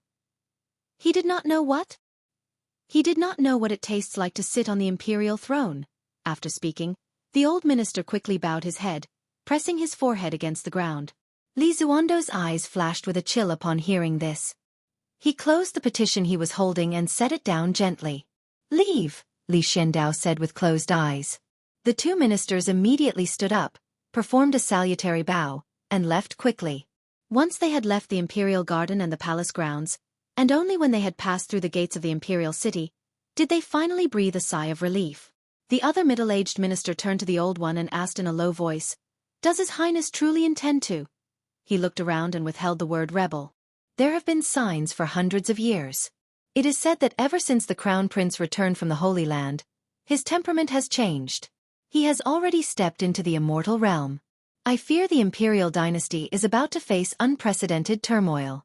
The Yang family has courted no small number of factions. The old minister sighed. His ancestors had served Li Xiandao for 10 generations, and he himself had been an academically honored champion designated by Li Xiandao. In his heart, Li Xiandao was the heavens. But faced with a crown prince who possessed the cultivation level of the immortal Dao and had a formidable family background, how could he not think that the throne was on the cusp of changing hands? The middle-aged minister fell silent after hearing this, and they both hastened down the same street. Meanwhile, back in the imperial study, Li Xiandao slowly opened his eyes, gazing straight ahead, and suddenly said, "Guan, supporting Dao Sword Venerable, you should be able to hear my words, right?" After his words, silence filled the room. No response came from outside. He took a deep breath, stood up, walked around the desk, and then, lifting the hem of his robe, knelt on the ground. "Guan, if there is still any affection between us, please help me," Li Xiandao said with a resolute expression. He then began to kowtow. However, just as his forehead was about to touch the ground, a hand caught his forehead, preventing it from touching the floor. Li Zuando's pupils contracted and his body trembled slightly. With great caution, he slowly lifted his head to see the person in front of him. It was indeed Guan. Chapter 510. The number one genius. Guan looked at Li Xiandao, who knelt before him, and felt quite moved. At the beginning of his cultivation, Li Xiandao had given him a lot of support. Although at that time, Guan had already been able to fend for himself, Li Xiandao treated him as a junior without knowing his true cultivation level. Throughout their interactions, Li Xiandao had never bullied him and was always so kind to him. The end-of-the-world valley provided by Li Xiandao was also an important part of Guan's income in the first half of his life. The valley had been planted with high-tier cultivation herbs from the start, which were extremely significant for Guan before he reached 100 years old.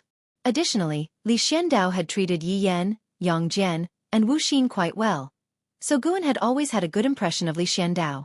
He felt that there was a bond of sentiment between him and Li Xiandao. Their conversations were always delightful.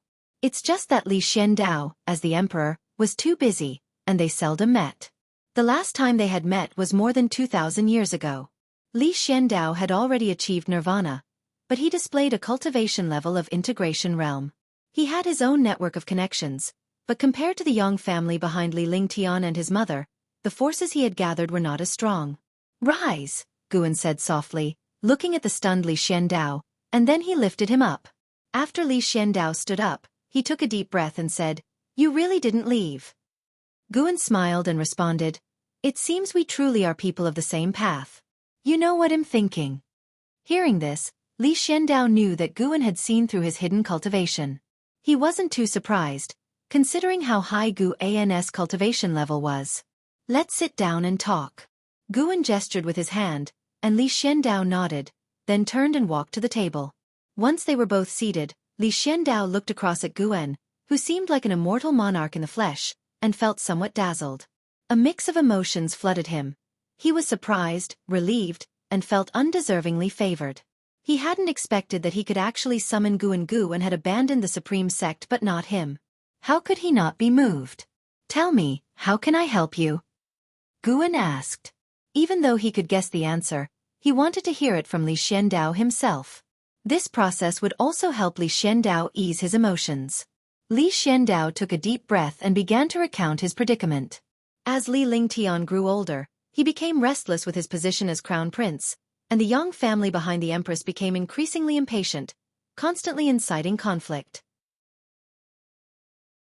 A talent had emerged from the Yang family and had been taken into the holy court at the human world peak, a place far more formidable than all sects within the Broken Sea domain. Li Zuando's hidden cultivation level was nothing compared to the human world peak. It wasn't Li Lingtian that Li Xiandao feared but the human world peak. Guwen listened patiently. After Li Xiandao finished speaking, he remarked, "That kid Li Lingtian has never been a quiet one since he was young, but that's normal. Being born into the imperial dynasty, how could he not aspire for imperial power?" Li Zuando's face turned slightly awkward as he admitted, "Indeed, I can't blame him. But the struggle for imperial power relies on one's own means. At least under my rule, the Taizong dynasty has always been developing well." That was indeed true. The Taizong dynasty had enjoyed thousands of years of peace, and while a prosperous age could harbor many internal conflicts, Li Xiandao always managed to resolve them well. Guwen didn't feel that Li Xiandao should give up his throne. As long as the people of the Taizong dynasty were doing well and Li Zuando's lifespan was long, he indeed could keep sitting on his throne. Li Xiandao looked at Guwen, his heart uneasy. In his eyes, the human world peak posed no threat to Guwen, yet there really was no need for Guwen to help him against the human world peak. Even if Li Xiandao offered everything he had, it probably wouldn't catch Guwen's interest. Guwen then spoke, "How about this? I'll have Yang Jian come and help you, and from now on serve you. How does that sound?" He arranged this because Yang Jian recently wanted to leave the holy court and, conveniently, Yang Jian was the first person to defeat Li Lingtian, so their fated rivalry could be prolonged. Even to this day, Li Lingtian was still using Yang Jian as a benchmark. Upon hearing this, Li Zuando's eyes brightened, and he asked, "Really? Can it be done?" He was very fond of Yang Jian. From the first sight of him, he wanted to win him over. That's why he had previously gathered the imperial dynasty's resources to forge an appropriate divine weapon for Yang Jian. "Of course, he'll arrive in a few days," Guwen said with a smile. He believed Li Xiandao could go even further. No matter how the future evolved, for all beings, a situation with many strong contenders was better. If the whole world were to be ruled by a single power, it would be prone to troubles.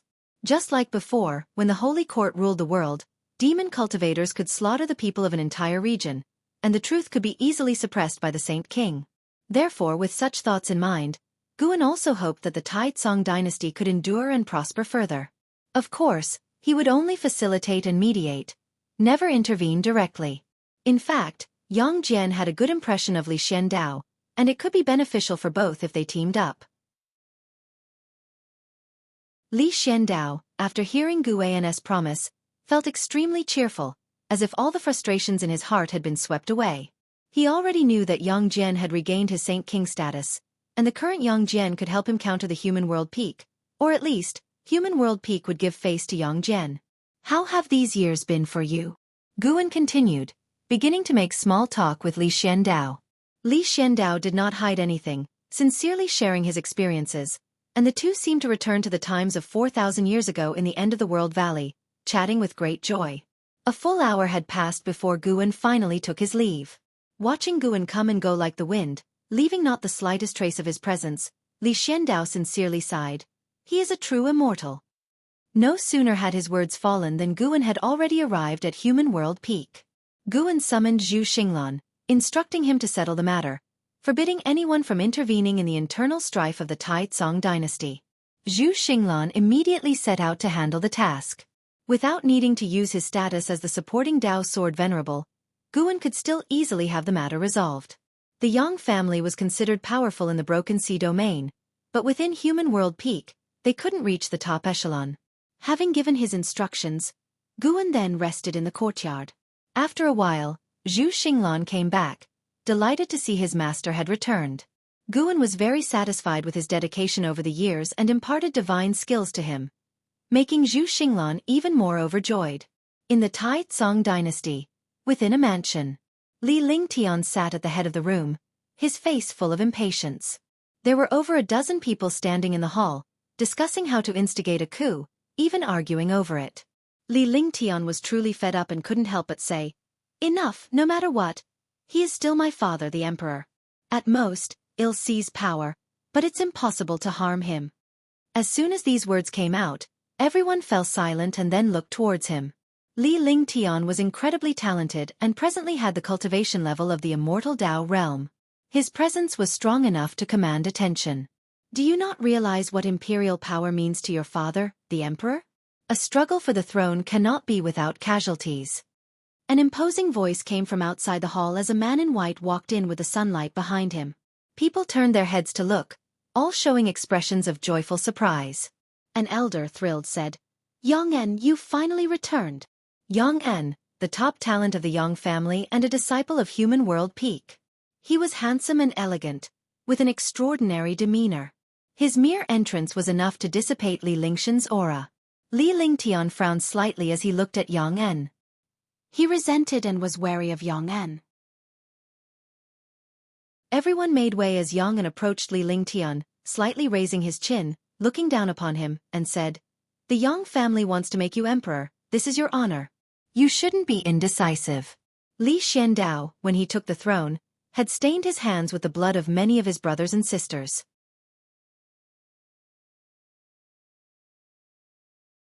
Chapter 511. You are not worthy of the name, and Yang An's words won the approval of the other people in the hall. They spoke in turn, continuing to persuade Li Lingtian, hoping he could let go of a woman's kindness. He must be ruthless in his actions, or else it would be easy to run into trouble.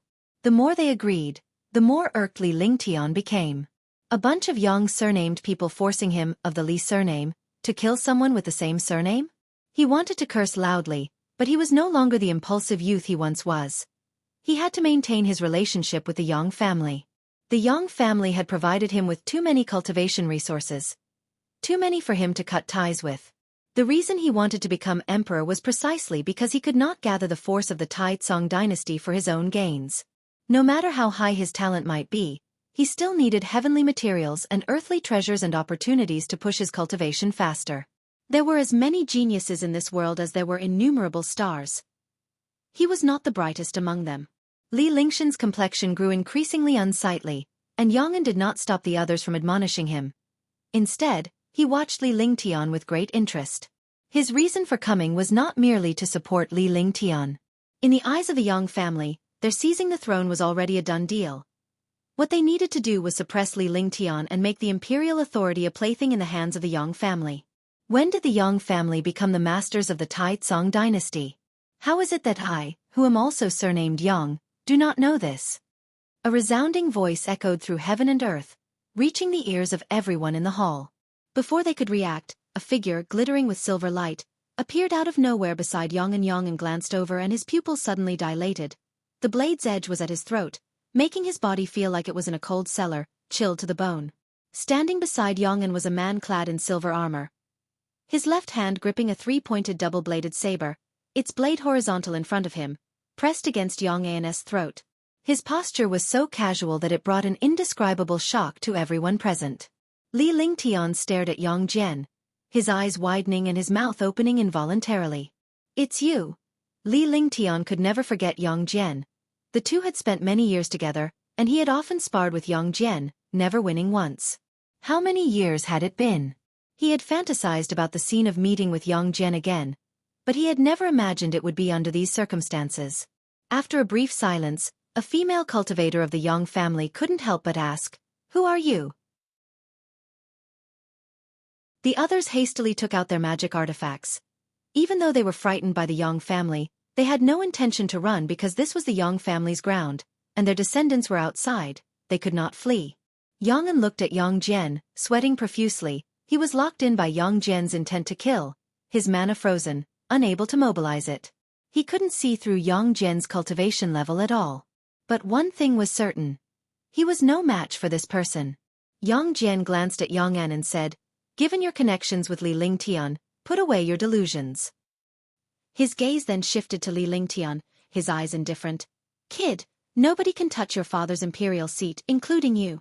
Don't forget the ambitions you told me about. How did you end up so vulgar?" On hearing this, Li Lingshan's face turned red, but he had no rebuttal. Because he once told Yang Jian that he wanted to become the #1 cultivator in the world, he wanted to pursue longevity and immortality, not to be some prince or crown prince. However, as his realm grew higher, he felt increasing resistance, and he couldn't help but ponder worldly possessions. "Who are you really?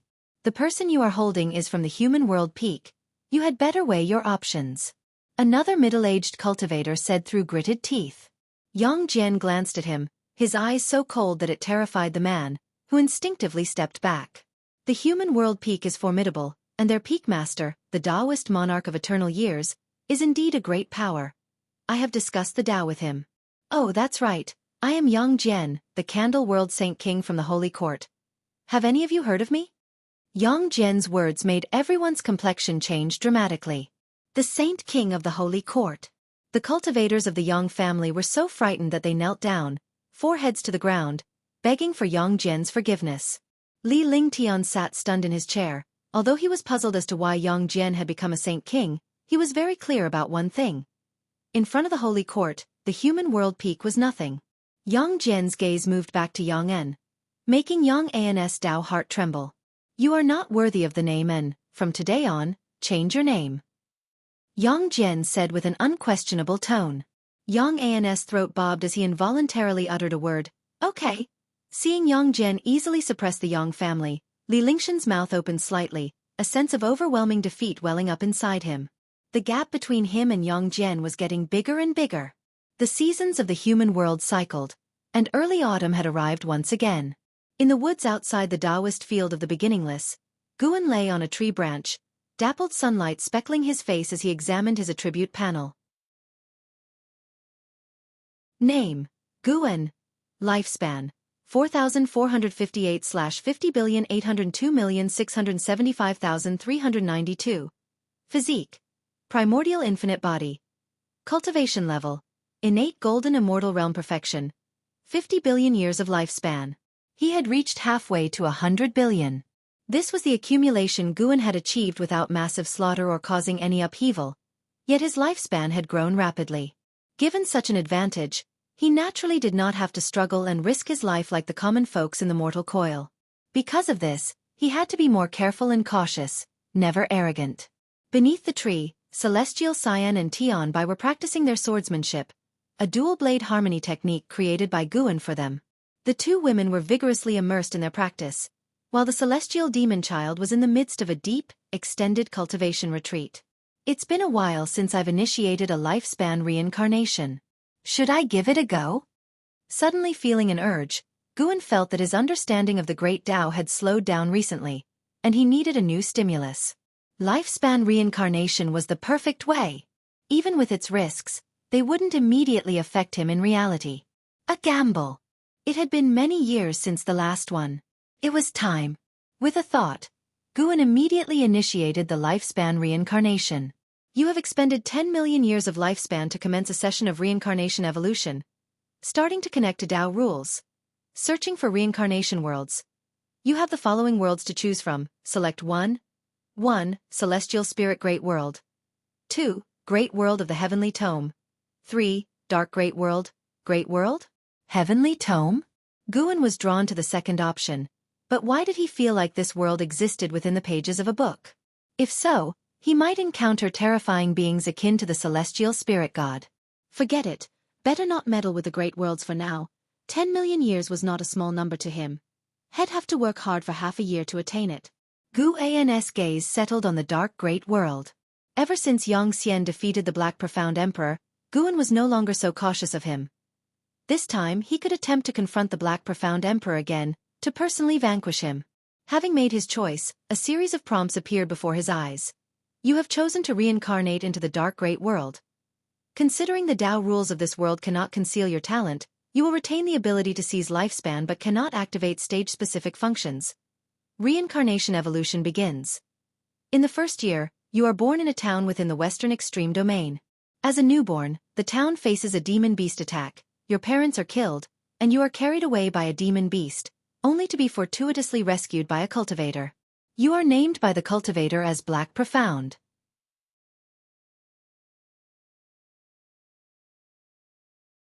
Chapter 5:12. Black Profound Ascension. Profound Clear Immortal Sect. Black Profound? Guan couldn't help but frown when he saw the first hint. Could Black Profound Emperor be his reincarnation body? He thought back carefully about the encounter Xianxia had with Black Profound Emperor, who never revealed his true face, making it hard to judge. But if Black Profound Emperor was him, why would he want to kill his own reincarnation body? Guan continued to read, developing a strong curiosity about this lifetime. At 2 years old, you were taken back to the Celestial Dark Demons sect by a cultivator, and the cultivator Luo Abyss officially took you as his disciple. At 4 years old, Luo Abyss began to teach you the cultivation technique, and you displayed extraordinary talent that shocked Luo Abyss. At 5 years old, Luo Abyss left, leaving you alone in his cave mansion. A python he was keeping broke out of its cage, wanting to eat you. After a fierce battle, you killed the python and accidentally gained 30 years of lifespan, marking a turning point in your destiny. At 6 years old, you built your foundation establishment successfully with the demon core of the python. At 7 years old, Luo Abyss returned. Knowing that you had killed the python, he didn't say anything but handed you a secret manual. You took the manual and saw 5 words written on the cover. Yin Yang Reversal Skill. The following were years of cultivation. Black Profound showed strong talent, but whether he was the strongest among the reincarnation bodies was still hard to tell. Until the age of 20, Black Profound was sent down the mountain by Luo Abyss to gain experience for a century. At 21 years old, you met an elderly Taoist. He noticed your extraordinary demeanor and wanted to tell your fortune. Do you accept? Why does every reincarnation involve such encounters? Could there be a scheme? Guan didn't believe in coincidences, and he chose to refuse. You refused for the Taoist to tell your fortune. The Taoist shook his head with regret, saying that you would meet again one day. You watched his retreating back and remained silent for a long time. At 22 years old, you encountered a demon race attacking the city. Without hesitating, you joined the battle along with a group of cultivators and successfully repelled the demon race. Because of your heavy killing aura, the city civilians kept their distance from you, and even other cultivators were wary of you. Unable to integrate, you silently left. At 23 years old, you encountered a demon cultivator committing evil acts. You eliminated the demon cultivator. The grateful mortal family from the city invited you to stay at their mansion for a few days. You agreed, and during the journey thereafter, you protected the family while defeating demons along the way. This caused the family to fear you even more. On the night before reaching the destination, you overheard them discussing how to send you away, and you left alone before dawn. At 24 years old, you came to Jianghu City and heard that the city was hosting a magic battle conference. Only young talents under the age of 100 could enroll, and you decided to sign up. In the end, you defeated all the competitors, claiming first place powerfully and becoming famous citywide. At the celebration banquet, the city lord wanted to betroth his daughter to you. Do you accept? No. Although Black Profound might be the Black Profound Emperor, now it's Guan's reincarnation body, and he can't allow his reincarnation body to have any weaknesses. Finding a Tao companion is all right, but not now. You refused the city lord's goodwill, and he shook his head, chuckled and did not persist. The very next day, you took the heavenly materials and earthly treasures you had won at the magic battle conference and left. When you were about 100 miles from Jianghu City, you encountered a group of mysterious cultivators who ambushed you. After a fierce battle, only one of them was left alive. Through coercion, you learned that it was the city lord's arrangement, which infuriated you. At the age of 25, you entered the demon race's forest and began slaughtering demons extensively. At the age of 26, you returned to Jianghu City and made your way to the city lord's mansion where you chose to force your way in. A great battle erupted, and in the end, you left the city lord's mansion full of corpses. The exhausted city lord knelt on the ground, begging for your forgiveness. His daughter also ran over, standing in front of you, hoping you would spare her father. Will you choose to forgive the city lord? Forgive what? Did the city lord ever forgive me? Guan, identifying with the role of Black Profound, also felt angered and immediately chose no. You ignored the pleas of the city lord's daughter and beheaded the city lord with a single sword strike. Then you turned and left. Under the gloomy sky, the city lord's daughter knelt on the ground, cursing you hoarsely and vowing to seek revenge in the future. You were indifferent and walked away proudly. Guan, seeing this, felt that Black Profound might have developed feelings for the girl. Through this journey, how intense Black Profound's killing intent had been, almost catching up to Long Zhan. Could he actually have spared the city lord's daughter? The image of Black Profound in Guan's mind became even more nuanced, and as for the consequences of sparing the city lord's daughter, Guan was not worried. With the life-controlling Black Profound Emperor evolving rapidly, his early life's enemies would hardly impact his future. In the subsequent prompts, Black Profound clearly relied heavily on life evolution, killing relentlessly each year, even routinely slaughtering the alien race, making Guan feel his growth rate would exceed his past lives. After a century, Black Profound returned to the Celestial Dark Demon sect. At the age of 121, you returned to Luo Abyss Cave Mansion and unexpectedly learned of Luo Abyss' death, the cause being demonic possession that led him to harm his fellow sect members, and he was slain by a great cultivator from within the sect in time. You found the incident highly suspicious. While staying at the Celestial Dark Demon sect to cultivate, you began investigating the truth behind your master's death. At the age of 122, you stumbled upon another disciple of Luo Abyss within the sect. After a discussion, you opened your heart, believing that your master could not have been possessed demonically. After hesitating, the other disciple suggested that the cause of the master's death might have been offending the vice sect hierarch, giving you a direction for your investigation. At the age of 123, while you were cultivating in the cave mansion, you felt strong auras approaching. Before you could think further, the restriction of the cave mansion was broken, and a group of law enforcement disciples forcibly entered, accusing you of demonic possession and harming your fellow sect members. They attempted to execute you on the spot. After a fierce battle, you escaped but were met with more opponents. You kept killing as you fled, leaving the Celestial Dark Demon sect and heading north. At the age of 124, you arrived in the land of the North Nether. Standing on a cliff, you were awestruck by the sight of Kuan leaping from the boundless ocean, which led you into a state of profound mystery and enlightenment. At the age of 125, deep in the glacier, you discovered a mysterious cave mansion. After days of research, you successfully deciphered the clues of the restrictions left on the cave mansion. You stepped inside and, after facing 9 mechanisms, saw a stele inscribed with the words cause and effect. Feeling the dense spiritual energy within the cave mansion, you decided to go into seclusion there, planning to seek revenge on the Celestial Dark Demon sect later. At the age of 135, you entered the Mahayana realm, prepared to return to the Celestial Dark Demon sect. Just as you were about to leave, the cause and effect stele vibrated, and a powerful force absorbed you into it. You found yourself in a dimly lit cave. Turning around, you saw that the stele behind you was different from the previous cause and effect stele. It had no inscriptions and was covered in cracks and dust. No matter how you applied your powers, the stele remained inert. You chose to walk out of the cave. Outside the cave wasn't the glacier anymore but a world resembling the immortal realm, filled with abundant spiritual energy that astounded you. Just as you were immersed in the magnificent scenes of nature, a white-robed woman resembling a fairy descended from the sky and landed beside you. You couldn't discern her cultivation level, so you were very vigilant. The white-robed woman asked if you had ascended from the lower realm, which puzzled you further. She invited you to join the Profound Clear Immortal sect. Will you agree? Ascended. Guan had never heard of the Profound Clear Immortal sect, but it seemed Black Profound had no other choice. If the other party harbored ill intentions, even if he refused, he would still face trouble. Why not join and see?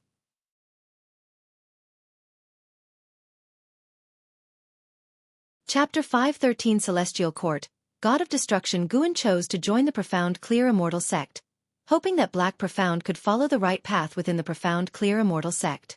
Excessive killing was not a good practice.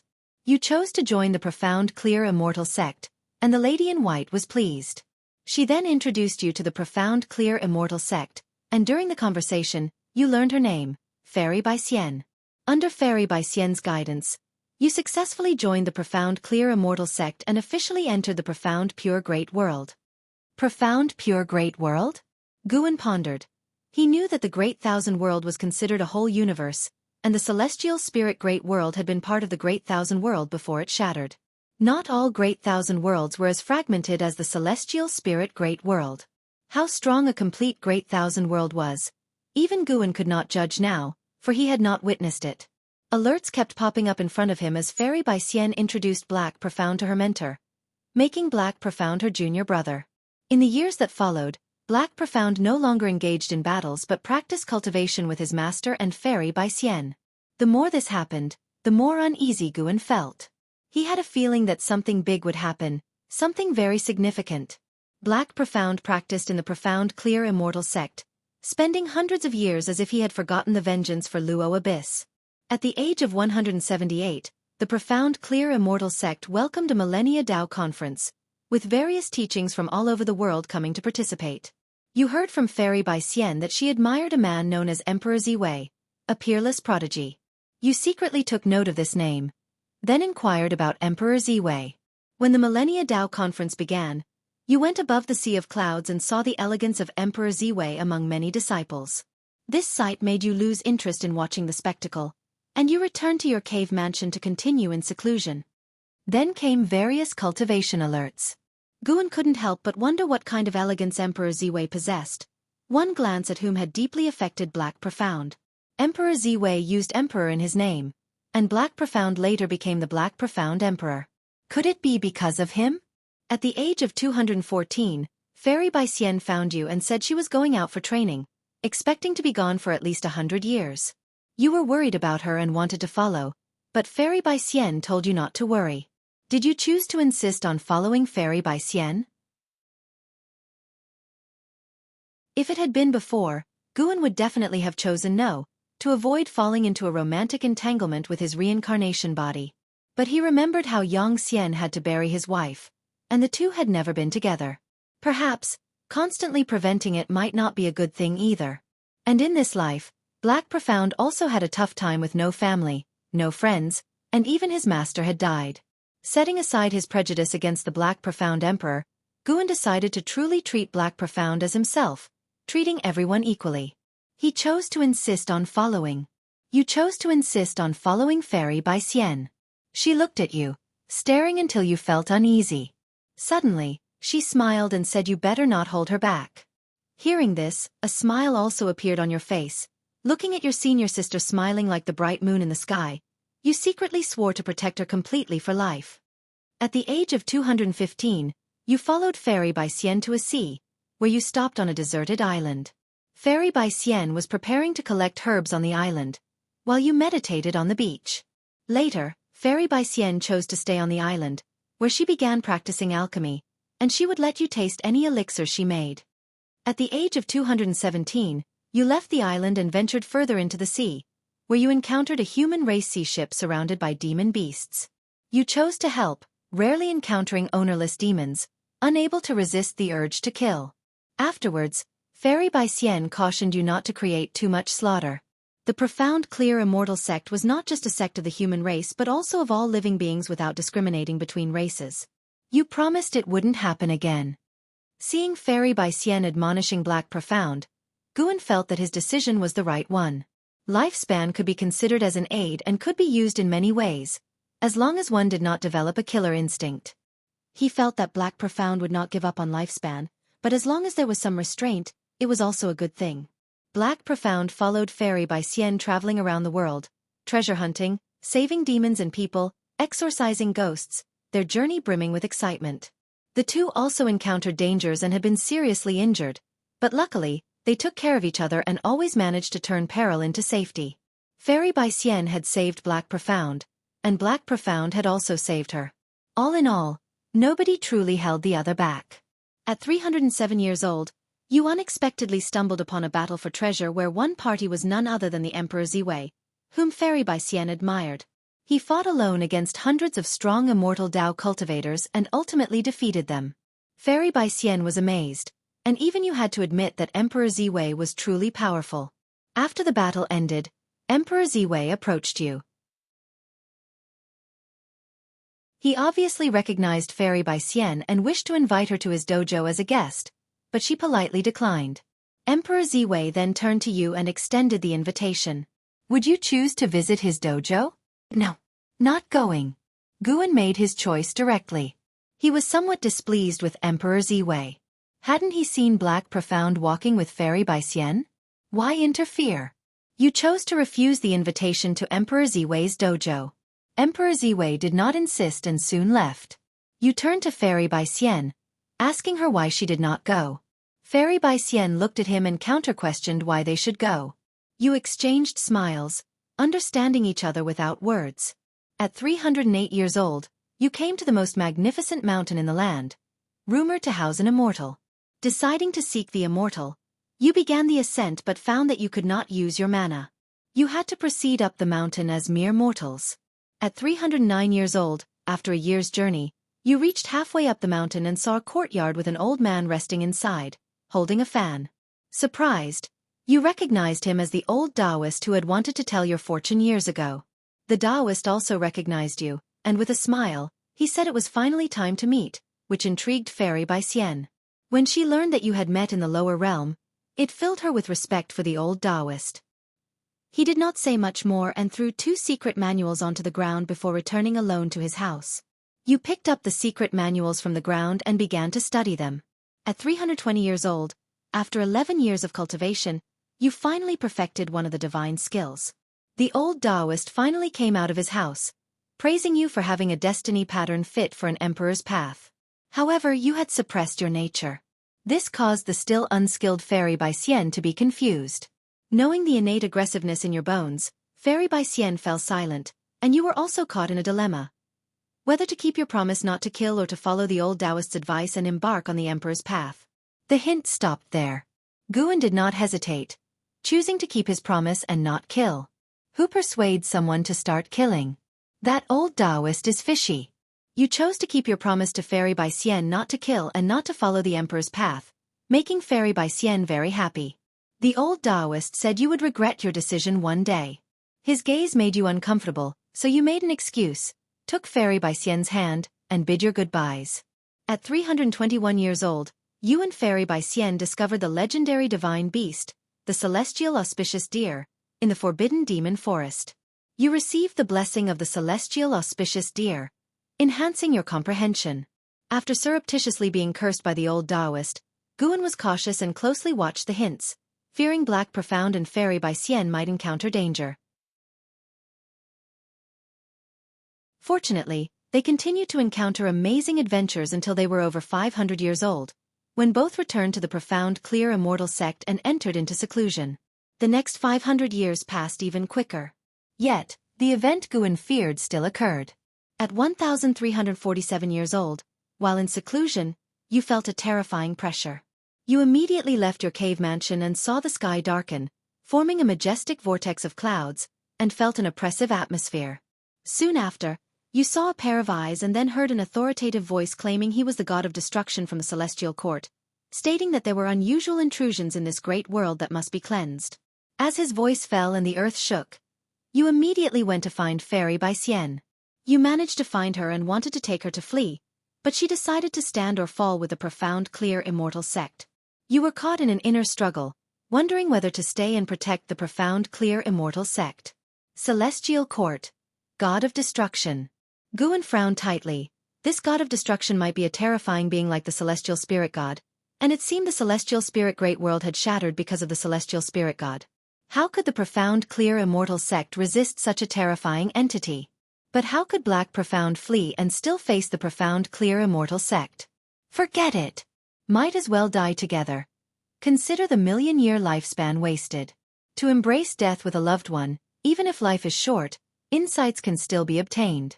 You chose to stay and protect the profound clear immortal sect, which deeply touched Fairy Bai Xian. She seemed to think of something and pulled you flying to a place. On the way, you saw countless great cultivators from the profound clear immortal sect rushing toward the giant eye in the sky, only to be extinguished one after another. This sequence of events made you feel so insignificant. Following Fairy by Xian's lead, you discovered that you had come to the cave where you had first crossed into the profound pure great world. Fairy by Xian explained that the reason she had recruited you into the immortal sect at first sight was that her deceased father had claimed that this cave held an immortal fate. Someone who had once saved the profound clear immortal sect had emerged from this cave mansion. She hoped you could return to your original world. You said you didn't know how to go back when you saw Fairy by Xian pulling out a jade pendant. You felt something was wrong and tried to snatch the jade pendant, but Fairy by Xian forcibly pushed you into the cave. She then threw the jade pendant after you into the cave. You felt a familiar and long-missed powerful force behind you. Looking back from afar, you saw Fairy by Xian at the cave entrance, her face filled with reluctance as she watched you.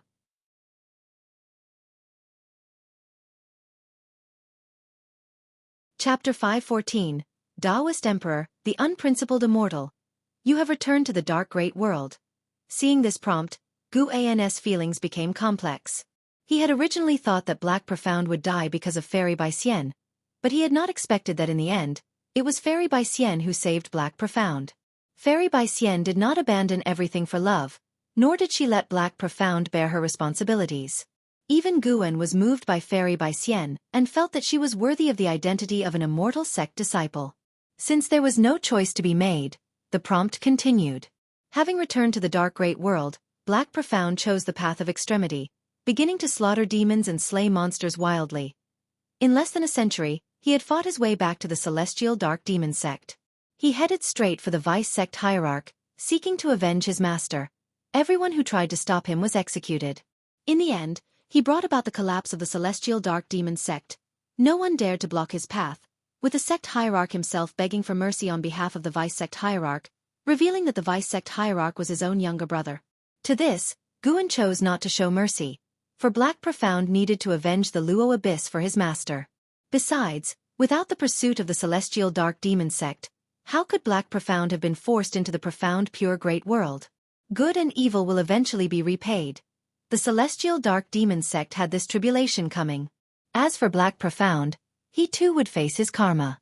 If there was cause and effect, even death would only mean his skills were inferior. Black Profound grew rapidly, but he never encountered the other two reincarnations of Guan in the dark great world, Chu Lu and Xianxia, which made him doubt whether Black Profound was indeed the Black Profound Emperor. Guan sat up from the tree trunk. He was currently in the dojo. Even if inheriting memories of reincarnation drained spiritual energy, it was like the lifespan barrier, drawing spiritual energy from all directions of great heaven and earth and would not reveal the location of the dojo. In this world today, every day, there were great cultivators breaking through. The commotion was already significant, so the disturbance caused by inheriting memories would not cause panic among all beings. Down below, Celestial Cyan and Tian Bai were still practicing swordsmanship and did not notice Guan sitting up. When the prompt regarding reincarnation reached 2,000 years later, Black Profound finally encountered a catastrophe. At 2,132 years of age, you reached the 9th heaven of the immortal path in cultivation level, alarming the whole world. The clouds of tribulation above your head had not yet dispersed when a giant hand reached out from within and grabbed you. Your consciousness fell into darkness. When you awoke, you found yourself lying on a grass field. Opening your eyes, the celestial vault was bright, majestic mountains surrounded you on all sides, and you were in a vast valley. There were other people in the valley, and you discovered that their cultivation levels were no weaker than your own, all at the 9th heaven of the immortal path and from different great worlds. Someone told you that you were inside a magical treasure and could not escape. Unconvinced, you tried and realized you indeed could not escape, forcing you to calm down. At 2,240 years of age, you tried again to break free but were once more intercepted by the world's restrictions. At 2,302 years of age, a pair of eyes appeared in the sky, and you heard a voice. The voice belonged to the master of this piece of great heaven and earth, who called himself the evil emperor. He stated that only one among you could live to see him. You hesitated for a moment before initiating a massacre. In the end, you slaughtered 736 free immortals and began to attempt breaking into a greater realm. Your breakthrough was successful, surpassing the 9 heavens of the immortal path. You shattered the world's limits, arriving at a great hall where you met the evil emperor. Astounded by your talent, The evil emperor wanted to accept you as his disciple. Do you choose to agree to become the disciple of the evil emperor? Having witnessed Black Profound's rapid breakthrough to the Dao fruit realm, and seeing the evil emperor remain so composed, Guan realized this individual must be terrifying. After much hesitation, Guan decided to wait. Having killed so many free immortals, Black Profound's lifespan must be immense. It was just that he hadn't had the time to keep improving. You choose to agree to become the disciple of the evil emperor. The evil emperor is gratified and presents you with a golden core to refine. You find that you can only cultivate on the hall, and it's clear that the evil emperor has no intention of letting you leave. You are hesitant. Do you choose to agree to refine the golden core? Guan frowned, weighing his options carefully. If the evil emperor had calculations and the power, why would there be a need for roundabout schemes? If the heart of the evil emperor was good, even if Guan refused, there shouldn't be any trouble. No. Guan made his choice. You refuse to refine the golden core.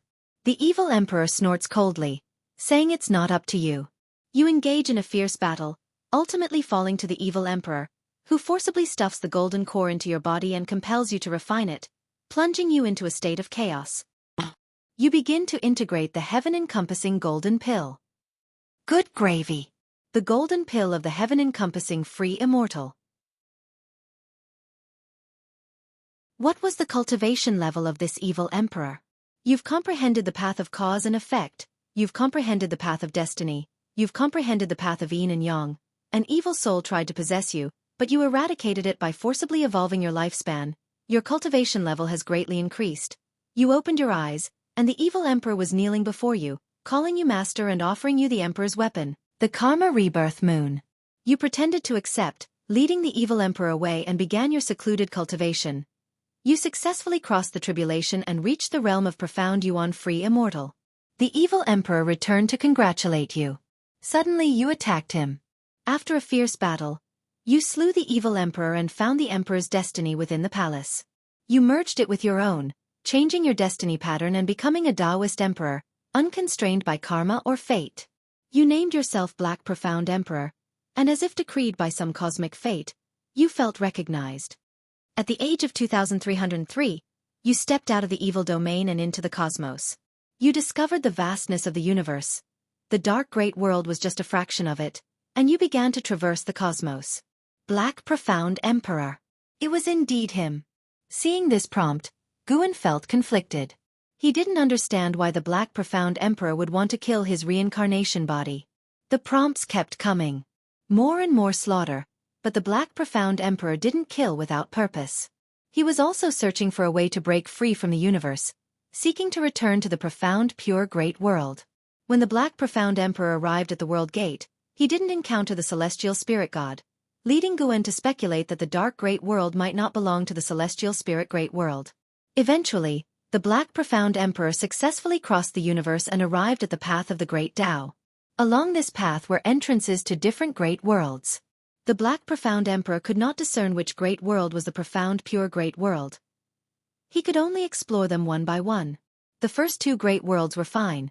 He could come and go as he pleased, but when he approached the third great world, he encountered karma retribution just as he was about to enter. Even the path of destiny seemed to reject him, something he had never felt before, forcing him to retreat. This set Guan's mind racing. To encounter karma retribution, there must surely be some cause and effect involved. Could it be related to the other reincarnation bodies? In the end, the Black Profound Emperor returned to the profound pure great world, now a wasteland. He wandered between heaven and earth, seeing no living spirits, and when he came to the once thriving profound clear immortal sect, he could not find Fairy by Xian anywhere. The Black Profound Emperor lingered at the ruins of the profound clear immortal sect for a long time. He erected a monument for Fairy by Xian, and just as he was about to leave, an overwhelming oppressive force descended upon him, a presence he could never forget. The Celestial Court, the God of Destruction. Reading this, Guan felt that things had gone awry. He didn't think the Black Profound Emperor was a match for the God of Destruction, especially since the Black Profound Emperor was currently only a profound Yuan-free immortal. At the age of 2702, you faced the God of Destruction, prepared to avenge Fairy by Xian. Yet, to your astonishment, you saw a figure appear behind the God of Destruction. It was Fairy by Xian. Her aura was completely different from the one in your memories, cold and detached, making you realize she was a reincarnation of a celestial court immortal god. The celestial court discovered the anomaly of this great world because of her. Now that she has regained her memories from her past life, her gaze towards you was cold and indifferent. Just when you felt utterly hopeless, the old Taoist who had taught you divine skills appeared and repelled the god of destruction with a single palm strike, then fled with you from the profound pure great world. During the escape, you learned that the anomaly the god of destruction spoke of wasn't you, an ascender, but the old Taoist himself, revealing that his Taoist name was the free immortal who exists without the celestial court's acceptance, barely surviving within the 3,000 great worlds. At the age of 2,703, you were taken by the free immortal to the land of reincarnation. He urged you again to walk the path of slaughter. Thinking of Fairy by Xian's cold visage, this time you chose to forsake your vow. The free immortal passed on divine skills to you, allowing you to create karma avatars to slay your other reincarnation bodies and break free from the chains of reincarnation. Good heavens! So that's what was happening.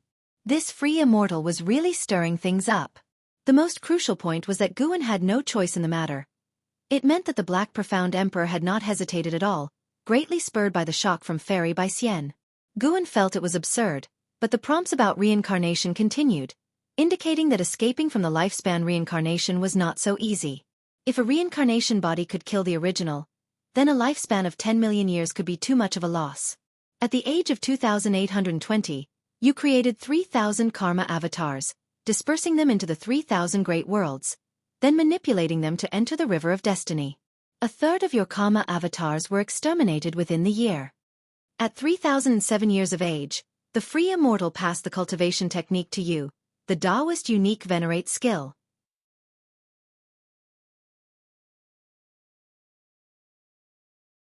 Chapter 515.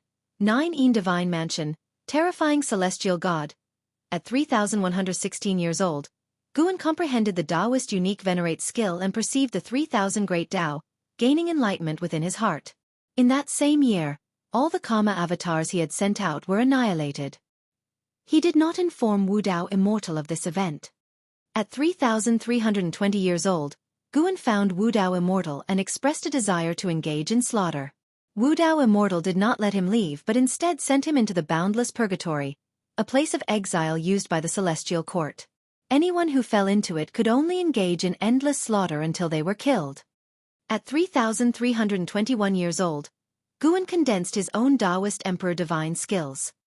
By the age of 3,350, Guan had leveraged lifespan evolution to forcefully enter the heaven-encompassing free immortal realm. He met Emperor Guangyu, and through Emperor Guangyu, he gained a deeper understanding of the boundless purgatory.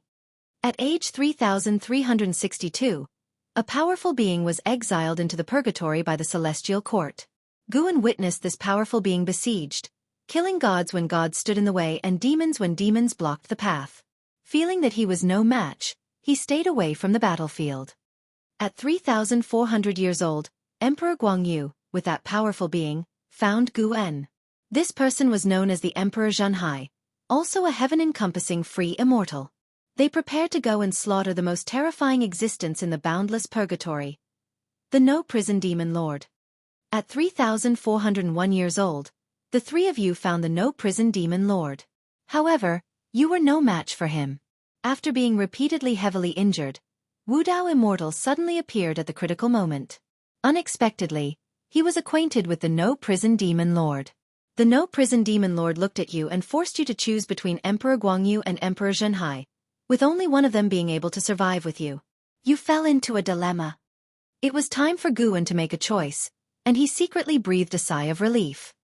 He still had a choice to make, which meant that the reincarnation body was still under the control of the lifespan reincarnation.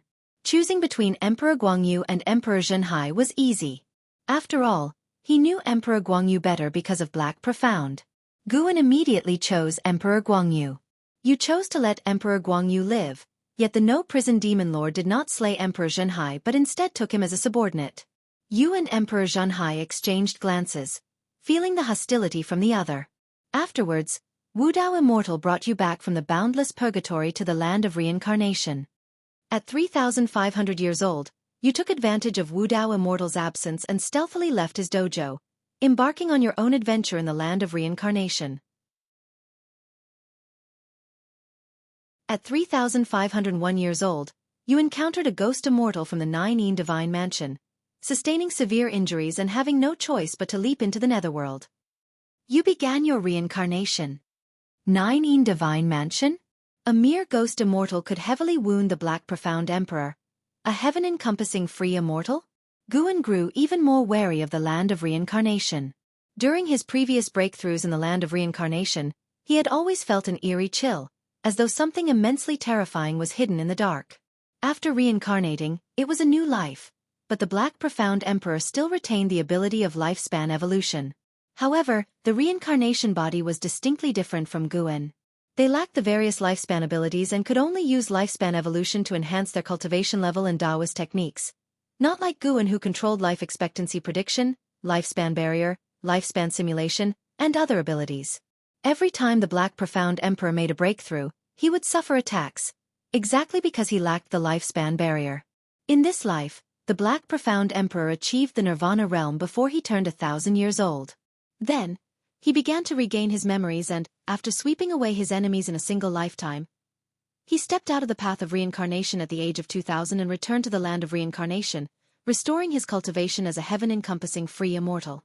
Free from the harassment of the ghost immortal, the Black Profound Emperor continued to advance. In this way, the Black Profound Emperor began his own adventurous life. He no longer dwelled on Fairy by Xian, but he would go to explore the existence of the Celestial Court. In future hints, he would meet women who moved his heart, but Guan rejected them on his behalf. One profound experience was enough. Guan continually made choices on behalf of the Black Profound Emperor, and each choice reinforced his own confidence. He had indeed been bluffed by Wu Dao Immortal before, as if the reincarnation body would devour its master. Before he knew it, the Black Profound Emperor reached 1,000,000 years of age. He had been holding off breaking through to the innate golden immortal realm, and Guan felt he must be wary of something. Finally, the Black Profound Emperor began his breakthrough. At 1,008 years old, you started your breakthrough and succeeded in surpassing the free immortal status to achieve the golden immortal Dao fruit. You encountered an attack from Wu Dao Immortal, who wanted to take possession of your physical body. You employed your divine skills and leaped to another great world, with Wu Dao Immortal in hot pursuit. You have come to the celestial spirit great world. You realize this great world has already shattered, and so you rush toward the world gate, wanting to flee to a stronger great world, as the godless immortal continuously attacks you. You encounter an attack by the celestial spirit god. You are severed in two by a single axe blow from the celestial spirit god. You immediately resist, but the celestial spirit god swings the axe again and slays you, destroying both body and spirit. You die at the hands of the celestial spirit god. Reincarnation ends. Damn it! The celestial spirit god again. Even the Black Profound Emperor died by his hand? Celestial spirit god, if you could also slay the godless immortal, then I would truly admire you. That's what Guan thought to himself as he got up, disappeared from his spot, and arrived at the highest peak in the Taoist field of the beginningless. He sat cross-legged on a cliff and began to inherit the memories of reincarnation. The reincarnation prompts were just a summary. Only by truly inheriting the memories of reincarnation could one feel them vividly. A continuous stream of reincarnation memories flooded into Guan's mind. Upon awakening in the body of reincarnation in the dark great world, the whole world was enshrouded in darkness. The world was dark, and human hearts, even darker. Although Luo Abyss had saved Black Profound, he hadn't treated him all that well, but because he was Black Profound's only kin, Black Profound could never forget him. No matter how many years passed, Black Profound would always think of that dark cave mansion. Having become Black Profound, Guan could understand these feelings. The more one lacks something, the more they yearn. He did not miss Luo Abyss, he yearned for kinship, that was all. In the dark great world, not a single day was happy for Black Profound. Guan felt that he had it even worse than Chu Lu and Xianxia. It was only when Guan stepped into the profound pure great world that his entire world seemed to brighten and become radiant thanks to Fairy by Xian's smile. At that moment, he was Black Profound, and he too wanted to protect Fairy by Xian for a lifetime. The life that followed, adventuring through the great world with Fairy by Xian, was even more carefree and joyous. and also gave Guan a deeper understanding of the power of the great world. In the profound pure great world, the 9 heavens of the immortal path were not a secret to sentient beings, and there were even transcendent beings who surpassed the 9 heavens of the immortal path, active in the world, each an overlord and a great power of the world. When the god of destruction appeared, the beauty finally shattered. Guan stood in front of his cave mansion, looking up at the visage of the god of destruction, truly a sight of awe-inspiring power. Even the skies of the great thousand world could not contain the god of destruction. How powerful the profound clear immortal sect was, yet those who surpassed the 9 heavens of the immortal path fell one after another in their assaults on the god of destruction, as futile as mantises trying to stop a chariot, moths to a flame, utterly powerless. Afterward, Guan began to experience more peril. When the godless immortal brought him to the land of reincarnation and he started to cultivate his karma avatars, he caught a glimpse of the greed hidden deep in the godless immortal's eyes, which briefly exposed itself. When all 3,000 of his karma avatars were annihilated, even without the memories of that moment, he could still feel something. There was no so-called transcendence. To annihilate one's own reincarnation bodies in other spacetimes and great worlds only eliminated karma, and for each one destroyed, one would suffer from karma retribution, a pain that Guan could feel. Life is vast. Looking back, it seems like smoke and clouds. When Guan reached the end point of this life, he once again felt the might of the celestial spirit god, whose power was extremely terrifying, much more than what it seemed on the surface. Before his death, as his divine soul was not yet completely dissipated, Guan saw the celestial spirit god swing his axe at the godless immortal, successfully decapitating him. The godless immortal wore an expression of shock, as if he had not anticipated the celestial spirit god to be so powerful.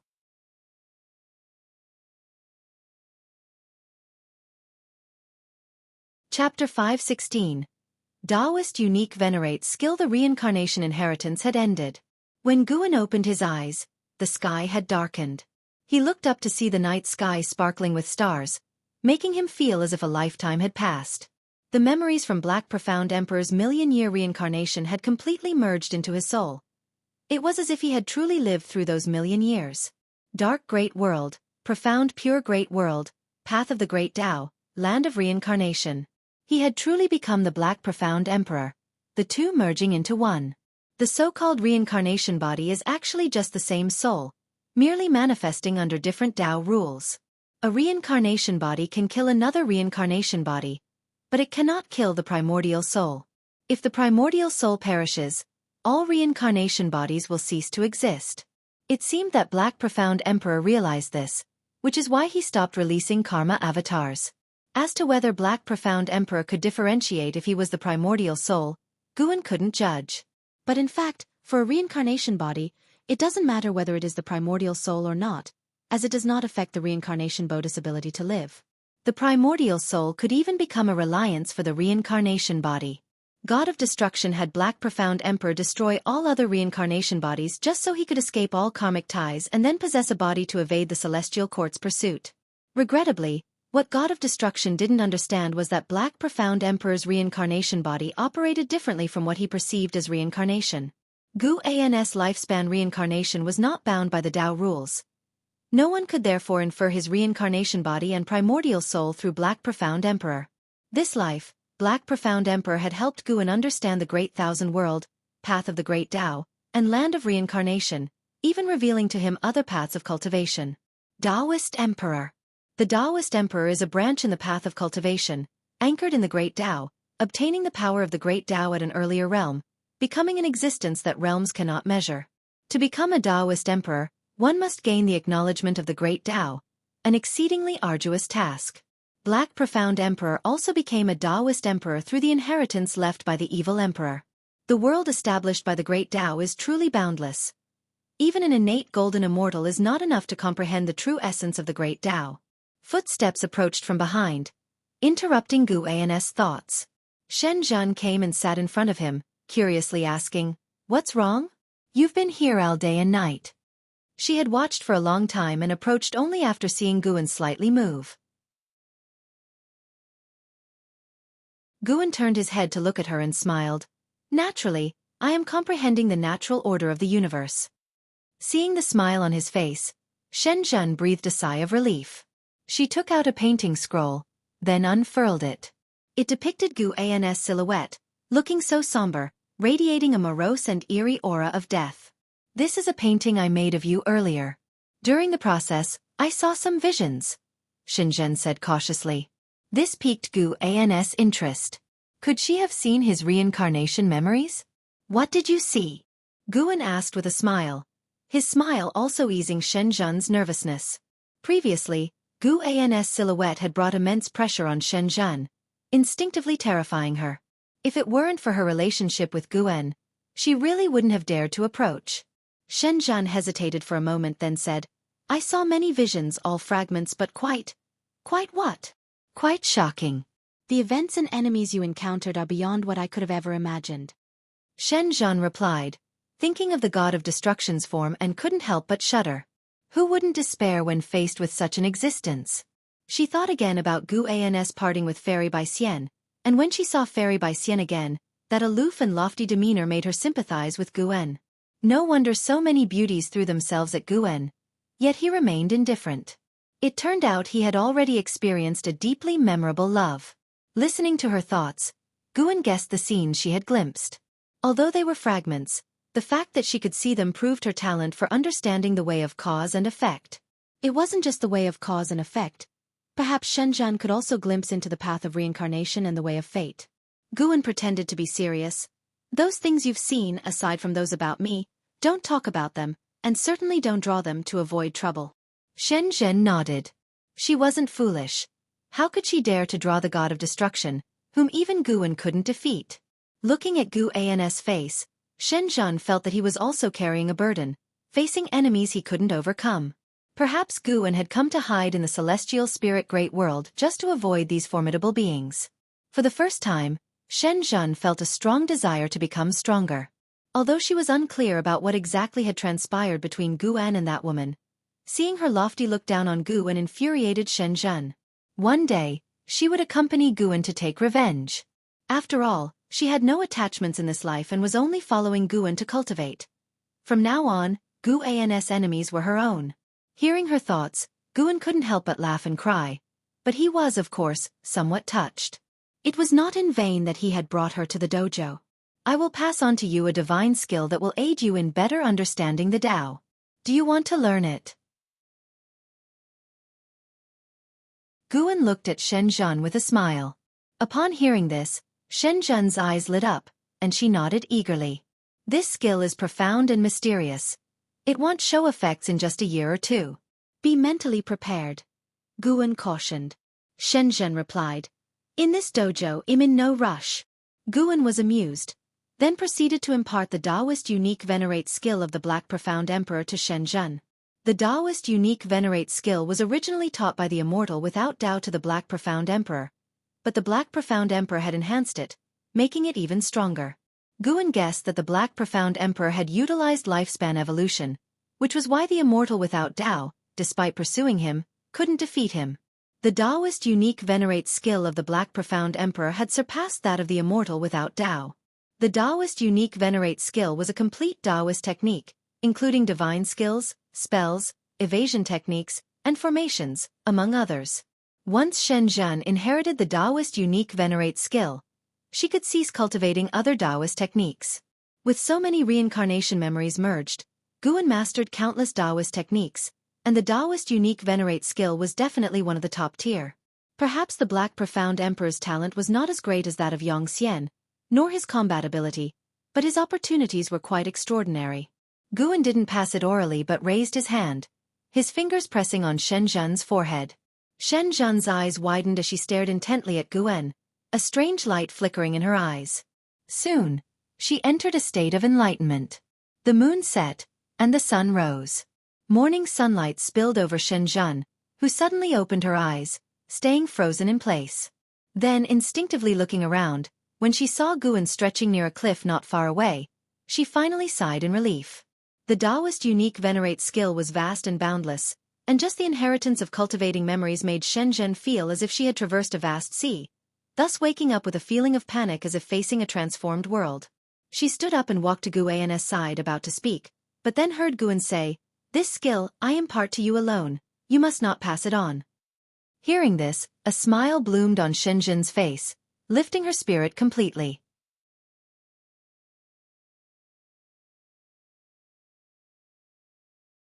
Chapter 517, 5,000 years old. The cause of transformation. This cycle of reincarnation involving the Black Profound Emperor was just a minor episode in Gu An's life.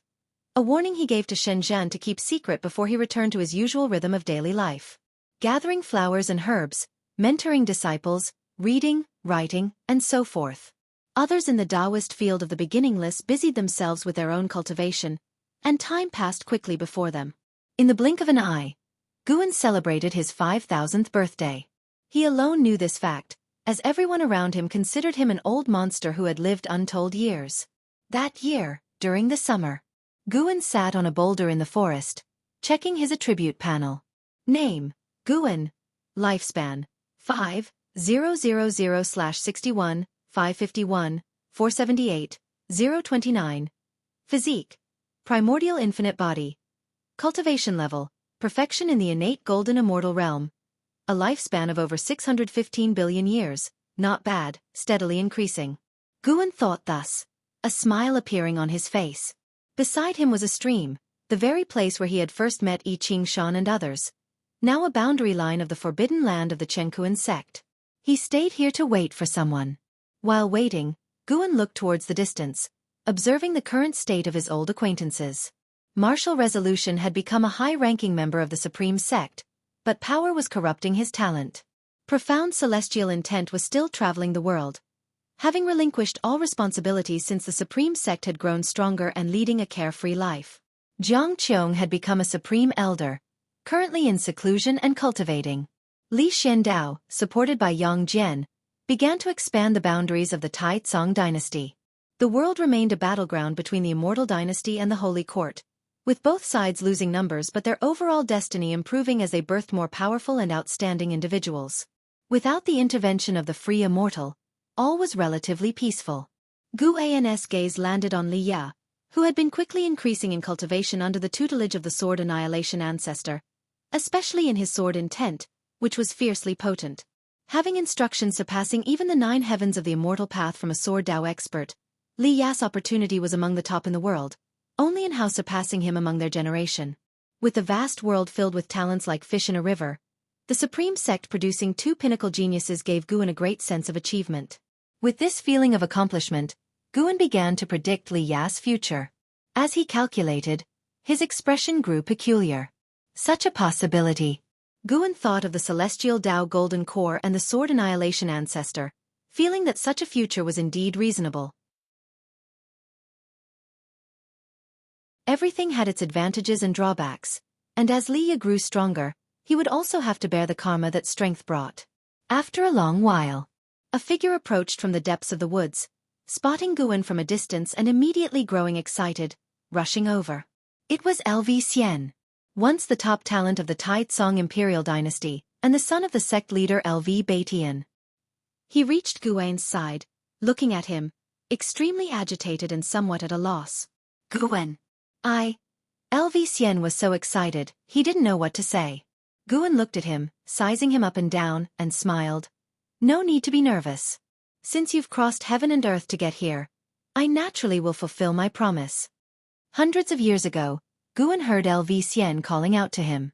It turned out that LV Xian had challenged Yang Jian and suffered a devastating defeat, which hit him hard. Thus, he thought of seeking Gu An's help, considering Yang Jian was Gu An's disciple. He knelt in his own cave mansion, begging Guan to teach him.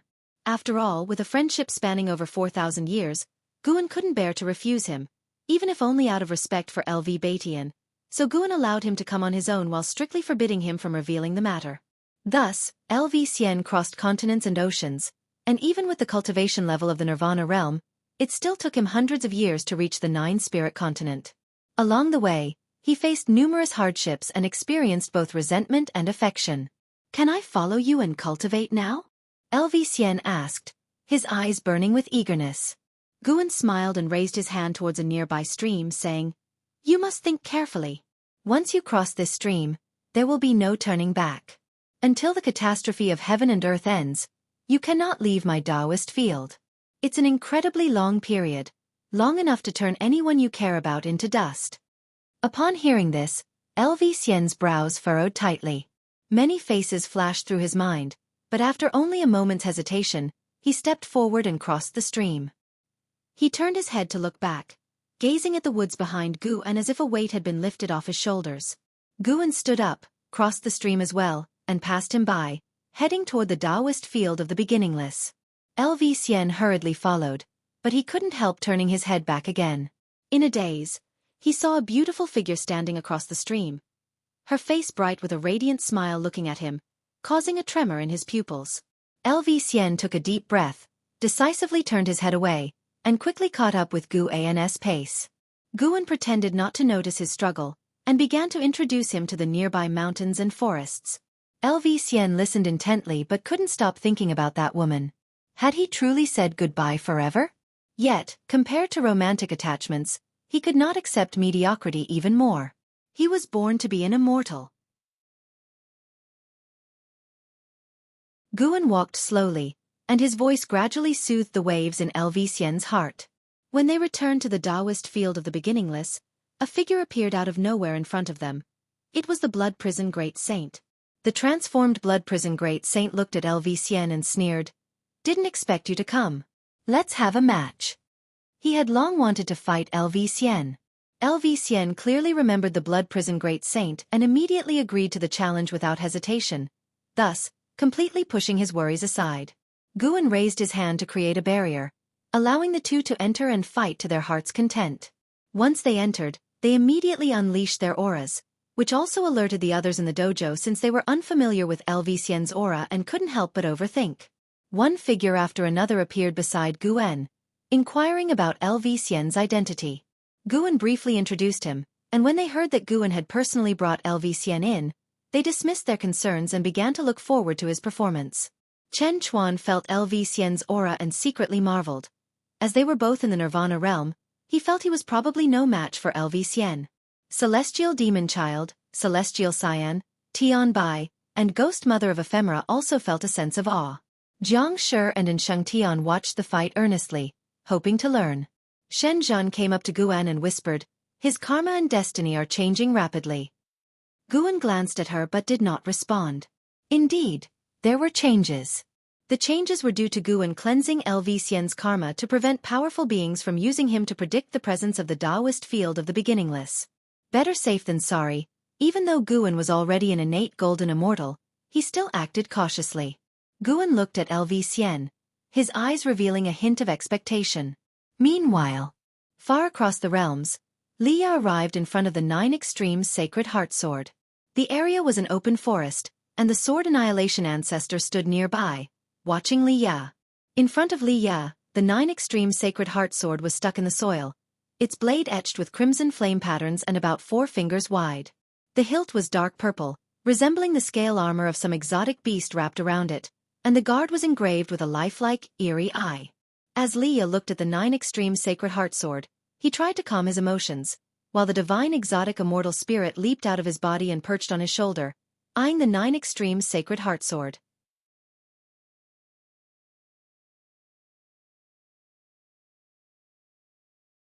Chapter 518.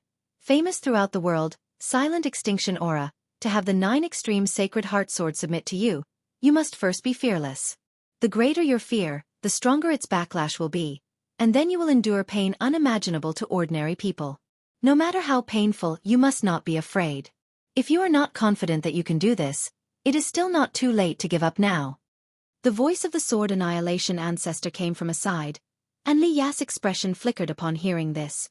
The divine exotic immortal spirit turned its head to look at the Sword Annihilation Ancestor and asked, "What happens if one fails?" The Sword Annihilation Ancestor responded, "At best, 2/3 of your 3 souls and 7 spirits will be damaged, but at worst, your soul will scatter, leaving only an empty shell to be possessed by the Sword Soul."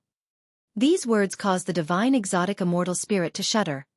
Its gaze toward the 9 Extremes Sacred Heart Sword was filled with dread. It whispered, "You're not burdened by a deep-seated vendetta, nor do you have anything urgent that you must do right away. Why risk this?" Upon hearing this, Li Ya's eyes became resolute. He took a deep breath and said, "It's precisely because there is no necessity that I must push myself. I don't want to live a mediocre life. With that said, he grasped the hilt of the Nine Extremes Sacred Heart Sword. Boom! A violent evil aura burst from inside the Nine Extremes Sacred Heart Sword, soaring into the sky and attempting to scatter the clouds above. The surrounding woods shook violently as if they were about to be uprooted. The Sword Annihilation Ancestor raised his hand, pressed forward, and tranquility returned to heaven and earth.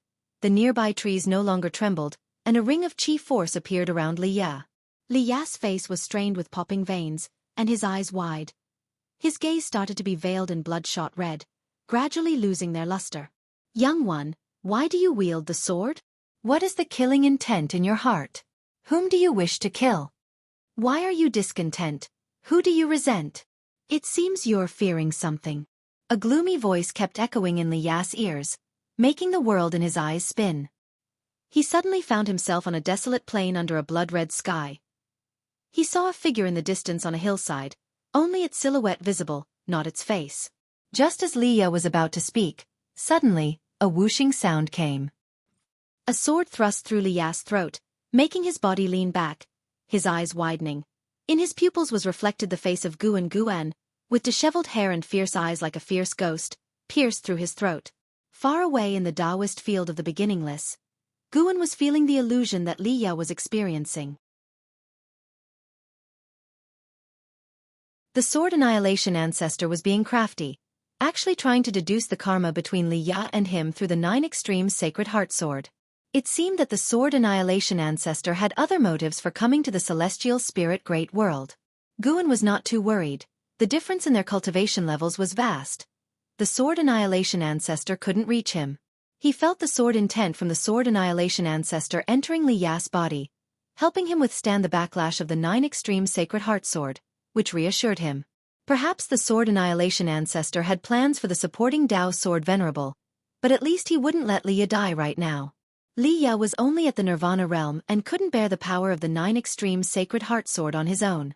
The fact that the Sword Annihilation Ancestor intervened showed that he truly wanted Li Ya to inherit this power, regardless of later schemes, and Guan would act again if needed. Guan then turned his attention to the battle between the Blood Prison Great Saint and Xian, feeling expectant. He personally trained Xian, who must become stronger as, after many years in the primordial era, Xian was the strongest in heaven and earth. A smile involuntarily appeared on Guan's face as he thought of the delightful outcome.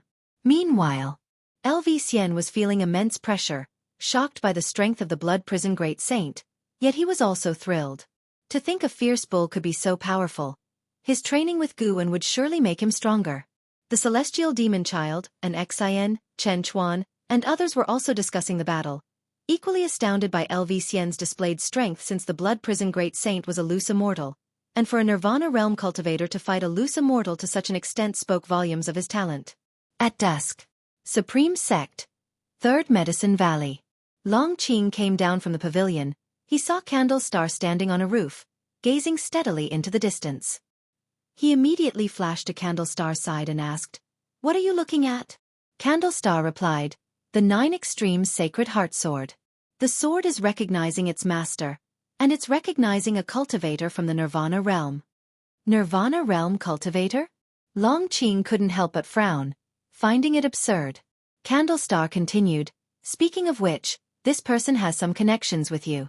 To be precise, he is connected through the cause and effect of the supporting Dao Sword Venerable, and his name is Li Ya." Elder Li. Long Qing's tightly furrowed brows relaxed. "If it's him, it's not surprising. Perhaps my master is protecting him." Long Qing had grown up following Guan and knew well the relationship between Guan and Li Ya. Candlestar looked at Long Qing and asked with a smile, "Do you think your master has really left the celestial spirit great world?" Although Long Qing had already reached an agreement with Candlestar, he still retained a bit of wariness towards him, given the vast difference in their cultivation levels. Long Qing shook his head. "How would I know? After all, I didn't follow him." Candlestar smiled, deciding not to ask any further. How powerful will Elderly become after mastering the Nine Extremes Sacred Heart Sword? Long Qing asked curiously. The Nine Extremes Sacred Heart Sword had caused such a stir in the past, and he had longed for it too. Candlestar answered, "With this sword in hand, even the 9 heavens of the immortal path cannot kill him. However, the extent of the power he can wield reaches only as high as the heaven and earth flying immortal realm. Long Qing fell silent, his eyes filled with envy and astonishment. This was akin to soaring to the skies. It seemed elderly was going to become famous throughout the world. As the years flew like an arrow, another millennium passed. Inside the Taoist field of the beginningless, Guan lay on a tree reading a book, while below on the grassland, figures like an Xian, celestial demon child, celestial Xian, Tian Bai, LV Xian, blood prison great saint, and Jianghu were meditating, all immersed in the Tao intent imparted by Guan's sunlight sprinkled down, seeping through the gaps in the leaves and falling upon Guan. He slowly raised his head and looked towards the celestial vault. Ever since he had arrived at the Taoist field of the beginningless, time had passed much faster than before, but he did not feel uncomfortable. Instead, he enjoyed it, as his lifespan also increased rapidly. The celestial spirit great world, which had known peace for over 2,000 years, was going to face turmoil again. The will of heavenly Tao always remembered to destroy all living beings. This time, it was other great worlds within the universe that were invading, preparing to take over the celestial spirit great world, with Tao fruit realm beings scheming in the background. Guan had no intention of intervening. Nowadays, the celestial spirit great world was a place where many powerful beings were interconnected with bound interests, and many strong beings would not allow the celestial spirit great world to be destroyed at this critical juncture. He was more of a spectator. Elder brother Li, although you have already become famous throughout the world, this calamity might cause you to stumble again, Guan murmured to himself, a smile appearing on his face. 500 years ago, Li Ya had emerged abruptly, wielding the 9 extremes sacred heart sword and challenging sword cultivators across the world. Victorious in every battle, his fame was unparalleled for a time, and people had forgotten about and how, considering Li Ya the greatest talent in the world, even though he relied on the 9 extremes sacred heart sword. Suddenly, Gu An's expression changed slightly as he looked towards outer heaven. This aura. Are you still not giving up? Guan thought to himself, his gaze sharp. He felt the aura of the silent destruction god emperor, coming from the world gate. The silent destruction god emperor had possessed the Long clan's flesh, and in order to capture Long Qing, he even planned to harm all living beings. Such actions had already put him on Gu An's kill list.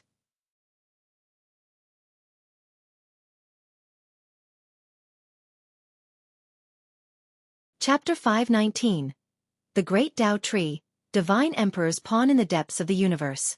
A world gate stood tall. Here it seemed as if there were no hours, the years could not taint this grand towering gate. At this moment, a bright light shone from within the world gate. A figure slowly stepped out from the strong light, clad in black armor, a mysterious presence, a helmet underneath which was as black as a black hole, making it impossible for anyone to see his true face. It was the silent destruction god emperor. In his right hand, palm facing up, hovered a golden token, long as a knife, intricately carved on its surface, emanating a brilliant golden radiance, dazzling beyond compare. As he walked out of the world gate, he stopped, turned his head to look at the figure of the celestial spirit god. Another 7 figures stepped out one after another from the world gate, men and women alike, each with a celestial demeanor and magnificent bearing, their gazes also turning toward the celestial spirit god. Whatever you all intend to do, you must not destroy this great thousand world, otherwise even your celestial orders won't be able to save you. The voice of the celestial spirit god rang out, indifferent in tone, with an unyielding firmness that allowed no rebuttal. Before the silent destruction god emperor could speak, a man in a white robe behind him raised his hand in greeting and smiled. Celestial God, rest assured, we have only come to capture one person and will not disrupt the rules of the great thousand world. The celestial spirit god did not respond, and the silent destruction god emperor proceeded to step toward the depths of the universe, followed closely by the man in the white robe and others.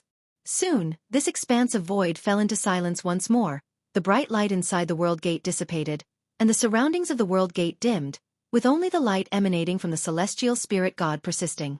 Although the arrival of the silent destruction god emperor drew Gu An's attention, he did not initiate an attack because he felt that the silent destruction god emperor also possessed an innate golden immortal's cultivation level. Battling an opponent of the same realm wasn't wise. Guan, lying on a tree branch, sat up. Forget it. Let's have a lifespan simulation. Requires 5 billion years of lifespan. Continue. 5 billion years of lifespan? That's way too expensive. Guan directly chose no. There was no need to waste lifespan, especially since the aura of the Silent Destruction God Emperor didn't intimidate him. The Silent Destruction God Emperor wouldn't be able to discover the Taoist field of the beginningless unless he intended to destroy the celestial spirit great world. Although many have seen Guan in this world, Guan has already tampered with their cause and effect. No one would be able to trace back to the Taoist field of the beginningless. Guan lay back down, continuing to read his book. He would cross that bridge when he came to it. It must be said, in these years the profound celestial intense penmanship had improved greatly. The depiction of emotion in the text was especially delicate, tugging at one's heartstrings. Guan read intently. Through the words he could visualize the scenes of the past, the characters' emotions as fervent as fire. The sun set and the moon rose, a full 5 days passed, and Xian and others finally woke up one after another, which was because Guan had withdrawn his Tao intent. Seeing Guan sleeping on the tree, they all stood up and paid their respects before leaving in small groups, whispering their insights to each other. After they all left, only then did Guan open his eyes. His gaze turned toward the celestial vault. The Silent Destruction God Emperor had arrived at the celestial spirit great world with his 7 subordinates. They did not go to the supreme sect but joined the holy court instead. Could it be that their target was not to eliminate Long Qing? Long Qing's identity had already been exposed. Even that candle star knew clearly. The Silent Destruction God Emperor must also be aware. Perhaps the Silent Destruction God Emperor wanted to possess Long Qing's body. After watching for a while and confirming that the Silent Destruction God Emperor had no immediate intention to act, Guan flipped off the tree, ready to gather medicinal herbs. No matter what sinister plots and schemes the Silent Destruction God Emperor had, his progression in strength could not stop. Once he reached a lifespan of 100 billion years, Guan could peer into higher realms. Getting stronger was always the right move.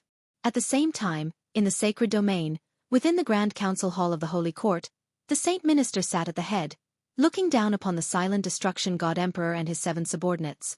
The Saint Minister remembered the battle fought between the Silent Destruction God Emperor and the supporting Tao Sword Venerable. Although the God Emperor was annihilated by a single move from the Sword Venerable, the aura he exuded at the time was still vivid in his memory. "Why have you come?" the Saint Minister asked. He didn't know why the Silent Destruction God Emperor was still alive, but with the supporting Tao Sword Venerable having left the celestial spirit great world, he had to be cautious in facing these outsiders from beyond. Looking at the Silent Destruction God Emperor and the others, the Saint Minister felt bitter. He had tirelessly reached the state of a free immortal, but the opponents he faced were numerous and even stronger. It seemed as though the heavens were toying with him. A man in white robes stepped forward from behind the Silent Destruction God Emperor and said with a smile, "Now the immortal dynasty has an existence that surpasses the free immortal. Once he merges with the immortal god destiny pattern, the end of the Holy Court won't be far off." With those words, the Saint Minister's expression turned ugly. He had always been troubled by this matter but was powerless to address it. How could he feel good having it pointed out by others? It was clear. These people wanted to use the Holy Court. The key issue was that the Holy Court was indeed on the path to doom. There seemed to be no imminent peril, but it was really just a matter of time. Since he couldn't refuse these people's manipulations, the Saint Minister struggled to keep his composure. The man in white continued to speak with a smile. "Even if the young immortal emperor merges with the immortal god destiny pattern, he would not be a match for us. We can assist the Holy Court. You needn't worry about the court becoming our puppet, for we shall leave sooner or later. We are in this world only to cultivate one person." The Saint Minister inquired, "May I ask who this person is? Is he within my Holy Court?" The man in white shook his head. "No, we only need the Holy Court to create obstacles for him, better tempering him and allowing him to grow stronger." After hearing this, the Saint Minister fell into silence. "We will not help you directly annihilate the young immortal emperor. You probably already realize the existence of the tribulations of heaven and earth and the will of the heavenly Tao. If the young immortal emperor acts against the Holy Court, naturally we will intervene. Before that, we will stay in the Holy Court," the man in white said. These words did stir the Saint Minister's heart. He could sense that this group was very strong, each one giving him the same feeling he got from facing the supporting Tao Sword Venerable. The most crucial point was that he had no room to refuse. To do so would only make things uglier, perhaps disastrously so. As the saint minister sighed inwardly, the silent destruction god emperor raised his hand and from his palm flew a wooden rod. It was a red wooden rod, with a curved top like a serpent. Apart from being brightly colored, it looked unremarkable. The silent destruction god emperor spoke. This rod is made of Tao wood and can grant you unparalleled strength, as well as assist you in comprehending the great Tao. Consider it a gift for our first meeting.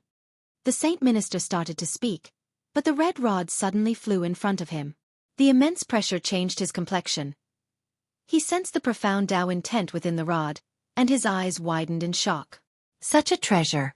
The saint minister looked at the silent destruction god emperor and asked, Who exactly are you?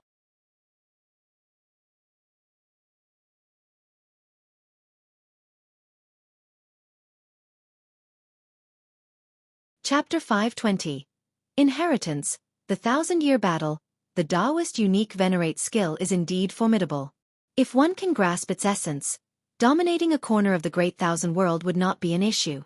However, this skill is not so easy to cultivate. The immortal seeker said nonchalantly as his thoughts lingered on the distant holy court. He knew very well how powerful the silent destruction god emperor was, and for that reason, he felt the situation in the world was spiraling out of control. He was only a reincarnated being. He could not intervene in the workings of the heavenly Tao. His role was to assist others. But no matter how great the opportunity he provided Zhu Xi, for her to possess the strength to contend with the silent destruction god emperor before the change of the era was utterly impossible.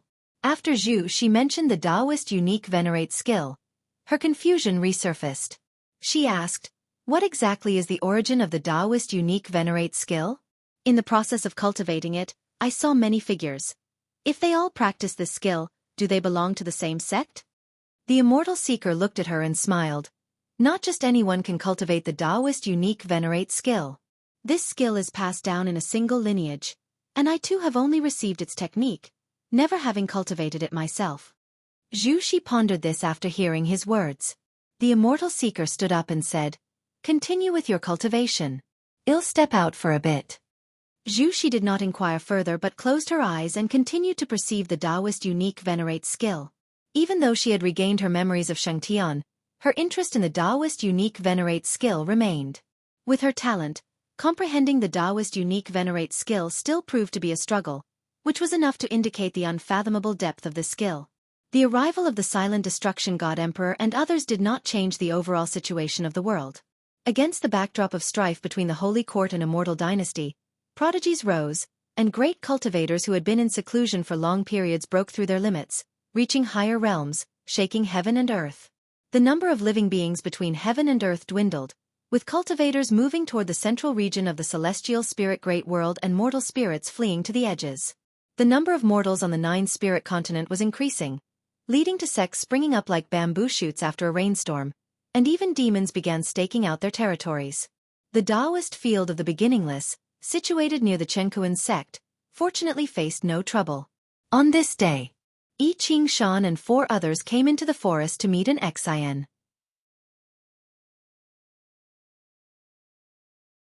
All 5 had successively reached the nirvana realm in cultivation, but they still acted with restraint in front of an Xian. They could never ascertain Nzin's cultivation level, so they believed her realm to be far above theirs. A sect's main technique inheritance is missing? An Xian asked, frowning. Xianxia's face showed a bit of awkwardness. He cleared his throat, braced himself and said, indeed, figures from the sea sects have appeared on the fringes of the mainland. They have deeper resources and are constantly recruiting mainland cultivators. Numerous families and prodigies in our Qianxia sect have been poached. Ultimately, the Qianxia sect lacks exceptional advantages. He felt there was no reason to come to an Xian, but recalling the thousands of years they had known each other and the familiarity that had grown, coupled with the urging from the higher-ups in the sect, they had no choice but to approach her. The Qianxia sect was no longer just their sect but belonged to 1 million disciples. For the future of the sect, what was the harm in losing face?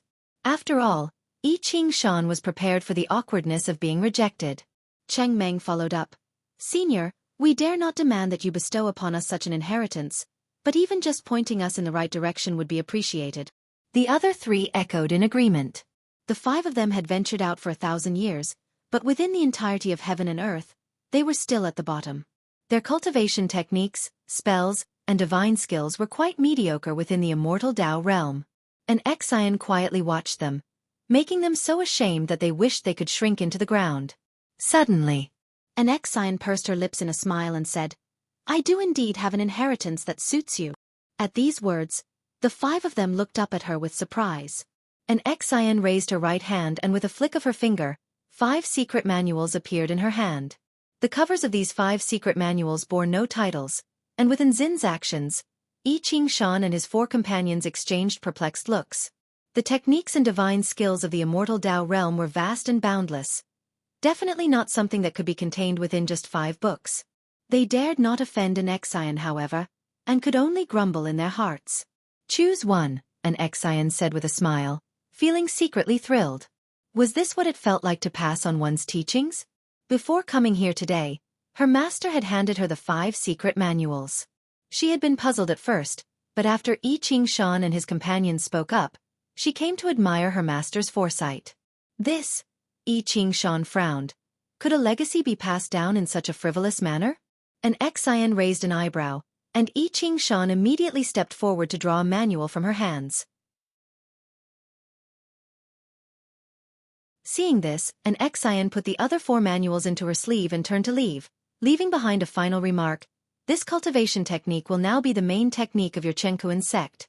I hope you will use it for good."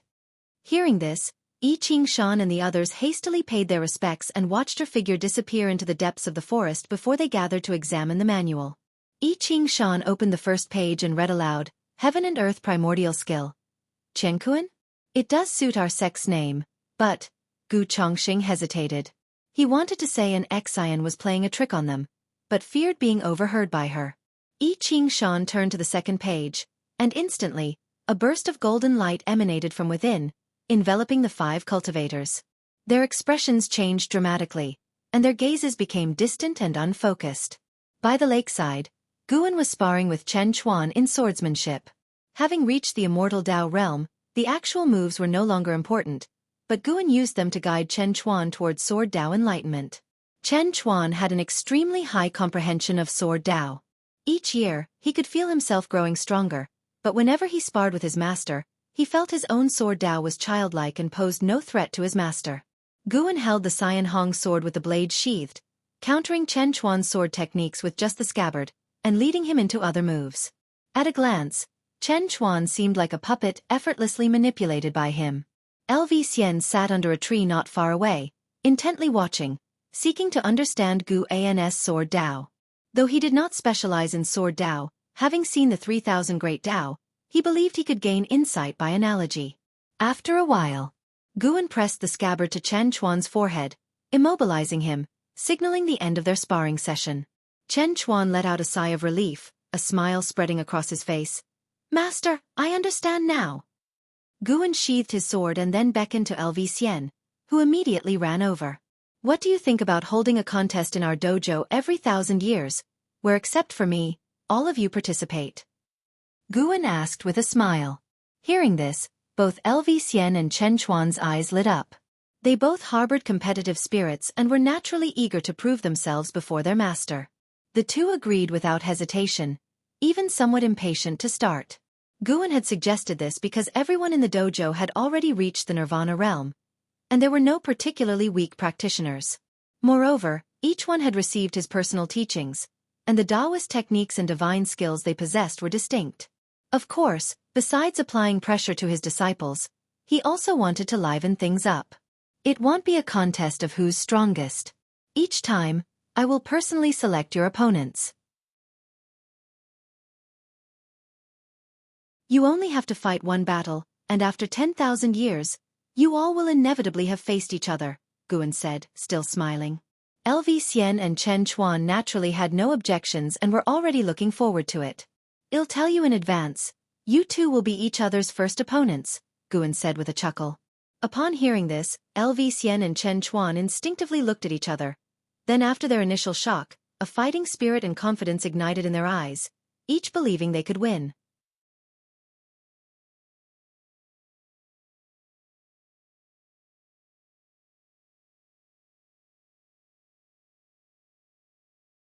He couldn't help but suspect that Long Qing might actually be a child Guan had left in the outside world.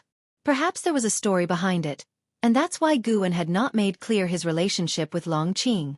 Because of such a suspicion, LV Batian felt close to Long Qing and had already started to consider him the successor as sect leader. With the connection of being a disciple of the supporting Dao Sword Venerable, it would certainly not be difficult for Long Qing to take the position in the future. The heaven-splitting axe was still on the heaven-repairing platform. As long as the sword intent of the supporting Dao Sword Venerable remained, the Supreme Sect couldn't forget or overlook the Sword Venerable. "Are you ready to be the sect leader?" LV Batian asked with a smile. Upon hearing this, Long Qing showed a confident smile and said, "Of course I'm ready. With Senior Candlestar supporting me, I believe I can handle any trouble that comes my way." Hearing him mention Candlestar, LV Batian didn't pay too much attention.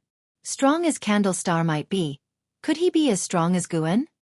He was the sect leader who often leveraged the power of the supporting Dao Sword Venerable. LV Batian began to instruct him on what to pay attention to as sect leader. Long Qing listened earnestly. Many said that LV Batian wasn't formidable enough, and that he only held his position because of the supporting Dao Sword Venerable. But in Long Qing's eyes, that was precisely what made LV Batian remarkable. Pulling in a powerhouse with no blood or mentor-disciple ties as a stable supporter over the years, wasn't that impressive? Being a sect leader wasn't just about who had the highest cultivation level, but about such maneuvers.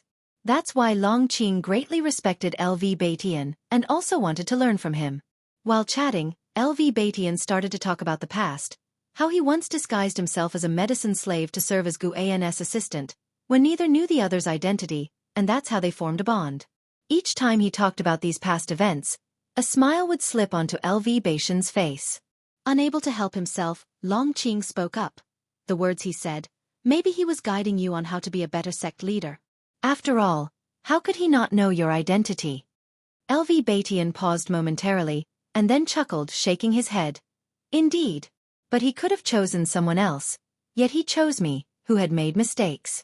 His broad-mindedness is unimaginable. When I think about it, as long as one doesn't commit heinous crimes, he always provides an opportunity for redemption. This is also my principle for being a sect leader. Is this person beyond redemption? Must this person be expelled from the sect? I'll make a decision once I've thought it through." Long Qing found this reasonable and silently noted down these words. They hadn't noticed that a figure was approaching the entrance of the Third Medicine Valley. Ever since the supporting Dao Sword Venerable left, the Supreme Sect had not sent disciples to guard the Medicine Valley. It used to be out of fear of disturbing the supporting Dao Sword Venerable, not to protect the valley's safety. Thousands of years had passed, and while disciples still remembered the legend of the supporting Dao Sword Venerable, the vast majority knew nothing of his connection with the Third Medicine Valley. Now that disciples entered and exited the Third Medicine Valley, no one would stop them. The man in white who entered the Third Medicine Valley had a black cloth tied around his waist with a treasure sword at his side. His long hair was casually tied behind his head, with strands on either side of his face fluttering like willow catkins, reaching down to his chest. He was very handsome, and the female disciples he passed couldn't help but take extra glances. His expression indifferent, he observed his surroundings while walking deeper into the valley. Suddenly, a figure appeared in front of him. It was Candlestar from the battle court. Candlestar sized up the man in white and squinted, asking, "Who might you be?" Candlestar was secretly shocked. He was the profound Yuan-free immortal, yet he couldn't discern this man's cultivation level. The man in white looked at Candlestar and asked in return, "Are you Candlestar from the battle court?" Upon hearing this, Candlestar's brows furrowed deeply, surprised that the stranger recognized him. "Just who are you? I'm not here for you, nor will I interfere with your plans." The man in white interrupted Candlestar, his words cold. He then moved past Candlestar and continued on his way. His gaze quickly settled on Long Qing. Candlestar stepped in front of him again, his voice cold. "Then who are you looking for? How can I be sure you won't mess with my plans if you don't explain yourself clearly?" The man in white answered, "I'm looking for Long Qing, your disciple. I won't harm him. I'm just here to give him a warning, and what I have to say has nothing to do with your schemes." Having said that, he moved forward again, this time shouldering past Candlestar. This shove made Candlestar even more wary of him. This man was very strong. Candlestar watched as the man in white headed toward Long Qing, hesitated for a moment, and decided to follow. Clang! The sound of a sword being drawn suddenly echoed, and the tip of the blade was abruptly at Candlestar's throat, causing his pupils to dilate. So fast! He hadn't even seen how the man in white had drawn his sword, and this sword was no ordinary sword.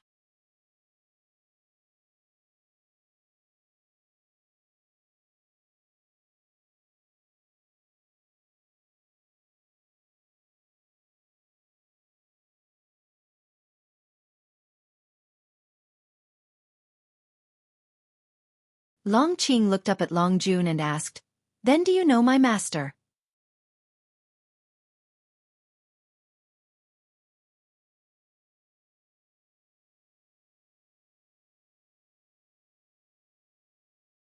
Recognizing that there is always someone stronger and that one can never be the strongest if they stop being captivated by the war court and not the strongest, it was normal for him to encounter people and matters he couldn't see through. He could at least be certain that Long Qing's master didn't harm Long Qing, and that was sufficient. Besides, he had met quite a few benefactors in his life. Long Qing fell into silence. Long Jun did not press further and instead looked towards the distance, his gaze wandering.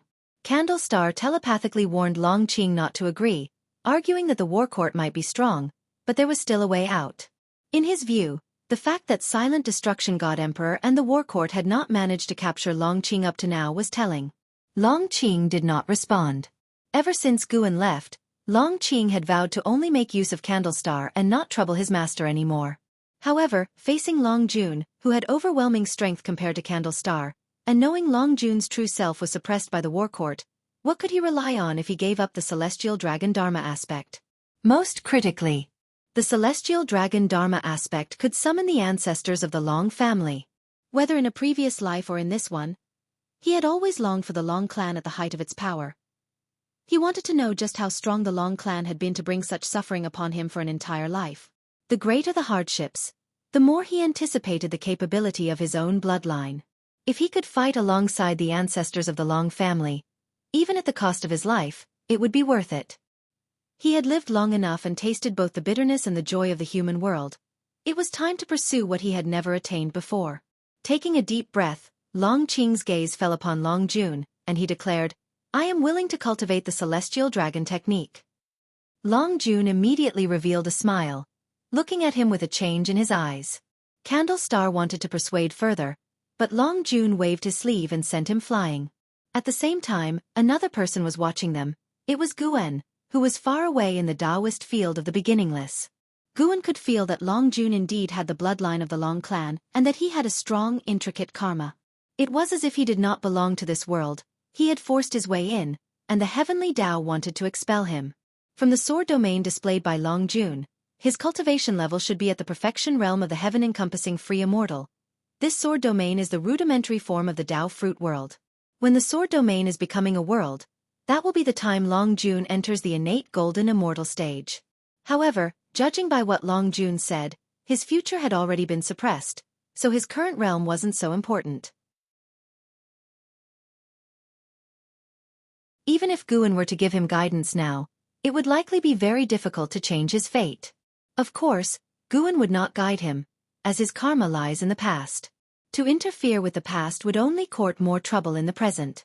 Guan was puzzling over one thing now. How was Long Zhan's lifespan evolution ability passed on to the descendants? He suspected there was another cause. Perhaps the Silent Destruction God Emperor and the War Court simply mistook the son of Long Jun to have inherited Long Zhan's capabilities, thereby asserting the bloodline of the Long clan as special. Regardless, Long Jun was, after all, Guan's grandson. Though he was a reincarnation body, he could not simply ignore that. Very well. Now, he had one more reason to deal with the war court. In fact, without initiating an attack, the war court would continue to pester him. But now that he had an unavoidable reason to make a move, he was even more determined to confront the war court. Under the tree, Guan took out the fate pen and the infinite sword book. There were many ways to kill an enemy. That was what he would do next. Wait for Long Jun to reveal the Lord of the War Court's name. As for the celestial dragon Dharma aspect mentioned by Long Jun, Guan did not take it seriously. Long Zhan did discuss the creation of the celestial dragon reincarnation Dharma aspect in its early stages with Long Xian, but Long Xian did not actually learn the true celestial dragon reincarnation Dharma aspect. Guan would also occasionally cultivate this divine skill, and he had been able to summon the reincarnation body.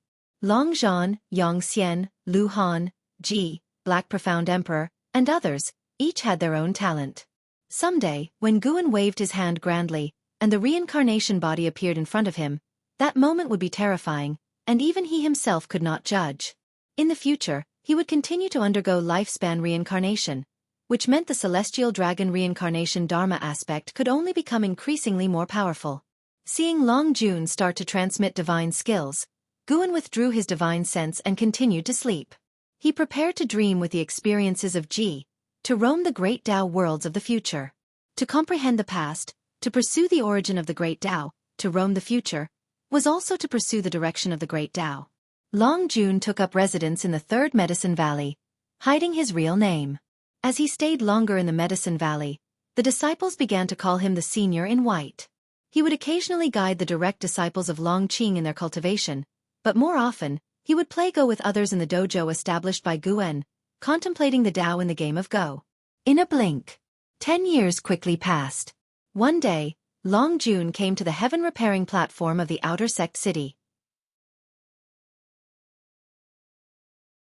Having just arrived at Supreme Sect, he had heard of the legend of the supporting Tao sword venerable, but previously his attention had been focused on Long Qing.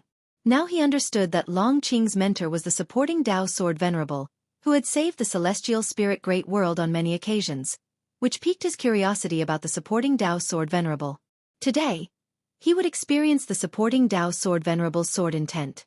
He, too, was a sword cultivator. As he just stepped onto the heaven-repairing platform, his face suddenly changed, he furrowed his brows, and then stepped forward. Thousands of years had passed, yet the heaven-repairing platform was still crowded with people. Anyone who came to the Supreme Sect wanted to feel the mythical heritage of the sect. Passing through the crowd, Long Jun came to the heaven-splitting axe. Standing beside the heaven-splitting axe, Zhua Yijian glanced at Long Jun. Seeing his extraordinary bearing, he assumed he must be a great cultivator. But even with such a guess, Zhua Yijian was not polite and with a wave of his hand said, "Go back and line up."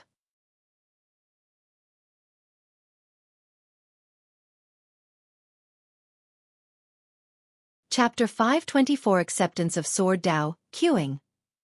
Long Jun's gaze shifted towards Zhua Yijian, his eyes expressing indifference. He didn't speak but turned and walked toward the end of the long queue. This small interlude did not draw much attention. Nowadays, encountering great cultivators with extraordinary bearings at Supreme Sect wasn't rare, let alone those who did not queue. However, with Zhua Yijian present, the order would not be disrupted. Zhua Yijian's impartial and strict way had earned him immense prestige. Of course, there were those who disapproved of him, but after inquiring privately, none dared to cause him trouble because he had inherited the legacy of supporting Tao Sword Venerable, making him almost a disciple. With such a status, Supreme Sect was more than willing to raise him to the heavens. It took barely an hour before Long Jun's turn arrived, which was considered quick since Zhua Yijian didn't waste words and allowed a quick go. Zhua Yijian stared at Long Jun. He always felt there was something extraordinary about this man. Although he didn't think the other could lift the heaven-splitting axe, he was eager to see what the other could do. In the long years spent guarding the heaven-repairing platform, how tedious it had been. Yet Zhua Yijian endured, believing that his actions would move the supporting Tao Sword Venerable. What he aspired to was far beyond ordinary people's imaginations. Even his descendants couldn't understand. Why keep guarding after the supporting Tao Sword Venerable had departed? Long Jun approached the heaven-splitting axe, his right hand grasping the handle. He just wanted to feel the power of the supporting Tao Sword Venerable. He had no intention of actually pulling out the axe, nor did he want to ruin anyone else's opportunity. Although he heard that the supporting Tao Sword Venerable was strong, he didn't think he was stronger than himself. Yet, as soon as he held the heaven-splitting axe, his brow instantly furrowed. So heavy. It felt like he was not holding the axe, but the entire celestial spirit great world. From the very first touch, he realized he couldn't lift the axe. The supporting Tao Sword Venerable's cultivation level was higher than his current level. Golden Immortal Tao Fruit. A storm surged in Long Jun's heart. Such a strong individual guarding Longqing. What could be his intention? Before, he didn't care, but now that he realized the supporting Dao sword venerable was stronger than he had imagined, he couldn't help but ponder more. Where there's a cause, there's an effect. If the supporting Dao sword venerable was merely optimistic about Longqing or acted out of compassion, was there a need to protect Longqing so vehemently? After offending the battle court, why didn't the supporting Dao sword venerable sever all connections with Longqing? Long Jun's brows furrowed tightly as he fell into deep thought. Zhua Yijian, on the other hand, grew impatient and said, "If you can't pull it out, leave. Don't waste time." Upon hearing this, a glint of cold light flickered in Long Jun's eyes, giving Zhua Yijian an inwardly startled feeling, as if he faced the horror of death for an instant. Fortunately, Long Jun didn't take it up with him and turned to leave. Zhua Yijian heaved a sigh of relief, looking at Long Jun's departing figure with fear, yet with increased curiosity. On the other hand, far in the Taoist field of the beginningless, Guan was secretly pleased. Luckily, he had strengthened the power inside the heaven-splitting axe in advance, for if this youngster had managed to lift it, there would have been chaos. Long Jun did not belong to this era. By obtaining the heritage of the heaven-splitting axe, it was equivalent to seizing the opportunity meant for Guan's descendants. Plus, if he took the power of the axe back to the past, it could cause trouble for Guan. Everyone is striving to become stronger. I'd like to see what kind of struggle you will all end up in. Guan, reading inside his house, had his mouth curled into a smile as he muttered to himself. Zhu Shi was practicing the Taoist unique venerate skill under the guidance of the immortal seeker. Li Ya was learning sword Dao from the sword annihilation ancestor. Longqing was following Long Jun in practicing the celestial dragon Dharma aspect. And there was An Hao, still comprehending the power of the celestial Dao golden core. One day, these four individuals would clash, possibly even impacting the power dynamics of the world. No, these four already represented different forces.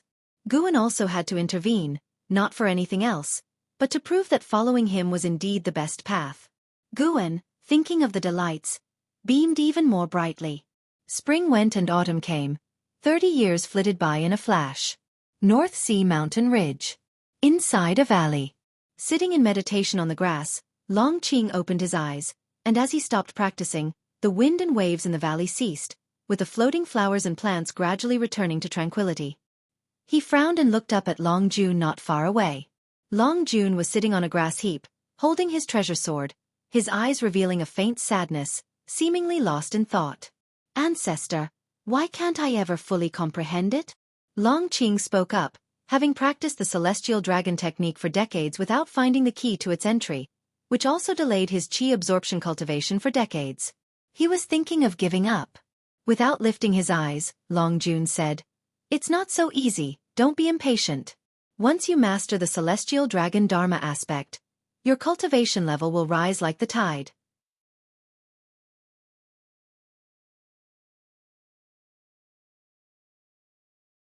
Li Ya was also startled by Long Jun, instinctively raising his sword, but when he saw Long Jun, he was momentarily confused. For some reason, there was a slight resemblance to Guan in Long Jun's features. Upon closer inspection, it wasn't similar. Li Ya cursed to himself, feeling that he was being absurd once more. He tried his best not to think about Guan, fearing it would lead to laxity. "Senior, may I ask what brings you here?" Li Ya asked neither servilely nor overbearingly. Long Jun asked, "Where does this sword Dao come from?" Li Ya replied, "Sacred Heart Sword Dao. Has Senior heard of it before?" Seeing how tense the sword annihilation ancestor was, Li Ya felt panicked inside, but he had to maintain composure on the surface. If the other party wanted to kill him, with the speed displayed, he wouldn't even have time to react. Perhaps he wasn't an enemy.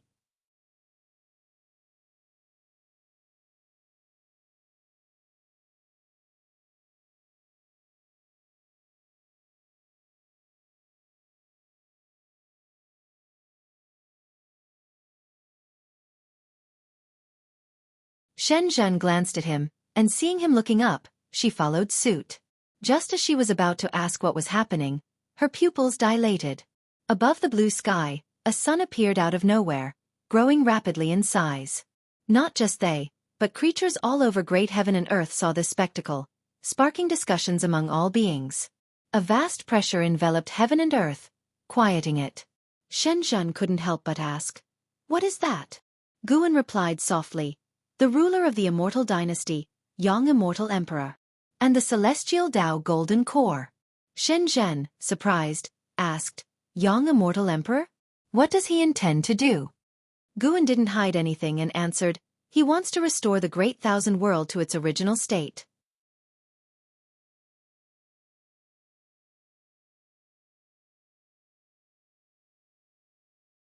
Chapter 526. The existence representing the will of the heavenly Tao Yang Immortal Emperor appeared above the celestial Tao light layer, transforming into a radiant sun, allowing all living beings to witness his brilliance. His vast mana had already enveloped the entire great heaven and earth, and even extended into the depths of the universe. Behind him, fierce flames converged into the form of a celestial Tao golden core. This golden core was even more enormous than the 7 suns above the celestial spirit great heaven and earth. Figures flew out from heaven and earth, looking at Yang Immortal Emperor with fear. Yet faced with Yang Immortal Emperor's imposing presence, no one dared approach him. Who is he? The Lord of the Immortal Dynasty, Yang Immortal Emperor. What is he trying to do? Such a powerful aura. How high is his Tao practice actually? He hasn't gone into demonic possession, has he? It doesn't seem good. Could it be that he is going to make a move against the Holy Court? The cultivators of the immortal Tao discussed among themselves, unease swelling in their hearts. Facing the ever-increasing aura of Yang Immortal Emperor, no one dared to make a sound. Far away in the supreme sect, Long Qing also looked up at this scene. When Candle Star appeared beside him, he couldn't help but ask what this anomaly was. The Lord of the Immortal Dynasty seeks to use the power of the heavenly Tao to restore the shattered Great Thousand World to its original state. That is, to bring the various great heaven and earth together, Candlestar said with a serious face. Yang Immortal Emperor, who was merely at the Taoist Zhongzhizai immortal realm level, exhibited an aura that even made him, the profound Yuan-free immortal, tremble with fear. Upon hearing this, Long Qing felt shocked, and at the same time, a greater confusion arose in his heart. He further inquired, what good is it to bring the great heaven and earth together? Far away in the Taoist field of the beginningless, Shenzhen also asked Guan this question. Guan replied, when the heavens and the earth merge, destinies will also merge, allowing those who contend for the destiny of heaven and earth to have more destiny. Also, from the perspective of the heavenly Tao, this is indeed a good method. The current constant catastrophes are because the celestial spirit great heaven and earth has reached its limit of endurance. The heavenly Tao hopes to alleviate the pressure on heaven and earth. Moreover, other heaven and earths in the universe are successively encountering massacres. Many of them are even devoid of life.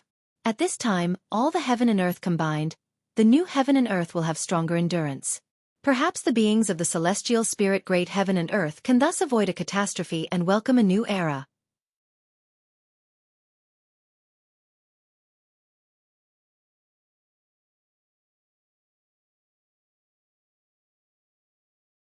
Candle Star spoke solemnly, then turned and walked away. The intervention of the celestial spirit god shocked the great cultivators of the world. Had the mighty Yang Immortal Emperor really fallen just like that? Guan also marveled at the power of the celestial spirit god. His Tao practice was indeed profound and inscrutable, and his actions were supremely domineering, allowing no one to explain themselves.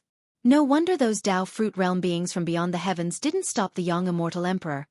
Perhaps they had long known of the celestial spirit god's principles. This great thousand worlds fragmentation seemed to be directly related to the celestial spirit god. Now, Guan was curious about something else. Having witnessed the death of the Yang Immortal Emperor, what would Hao do next? You're tuning in to the Wisdom Diary YouTube channel. Don't forget to subscribe and join us on this journey to catch the most captivating stories.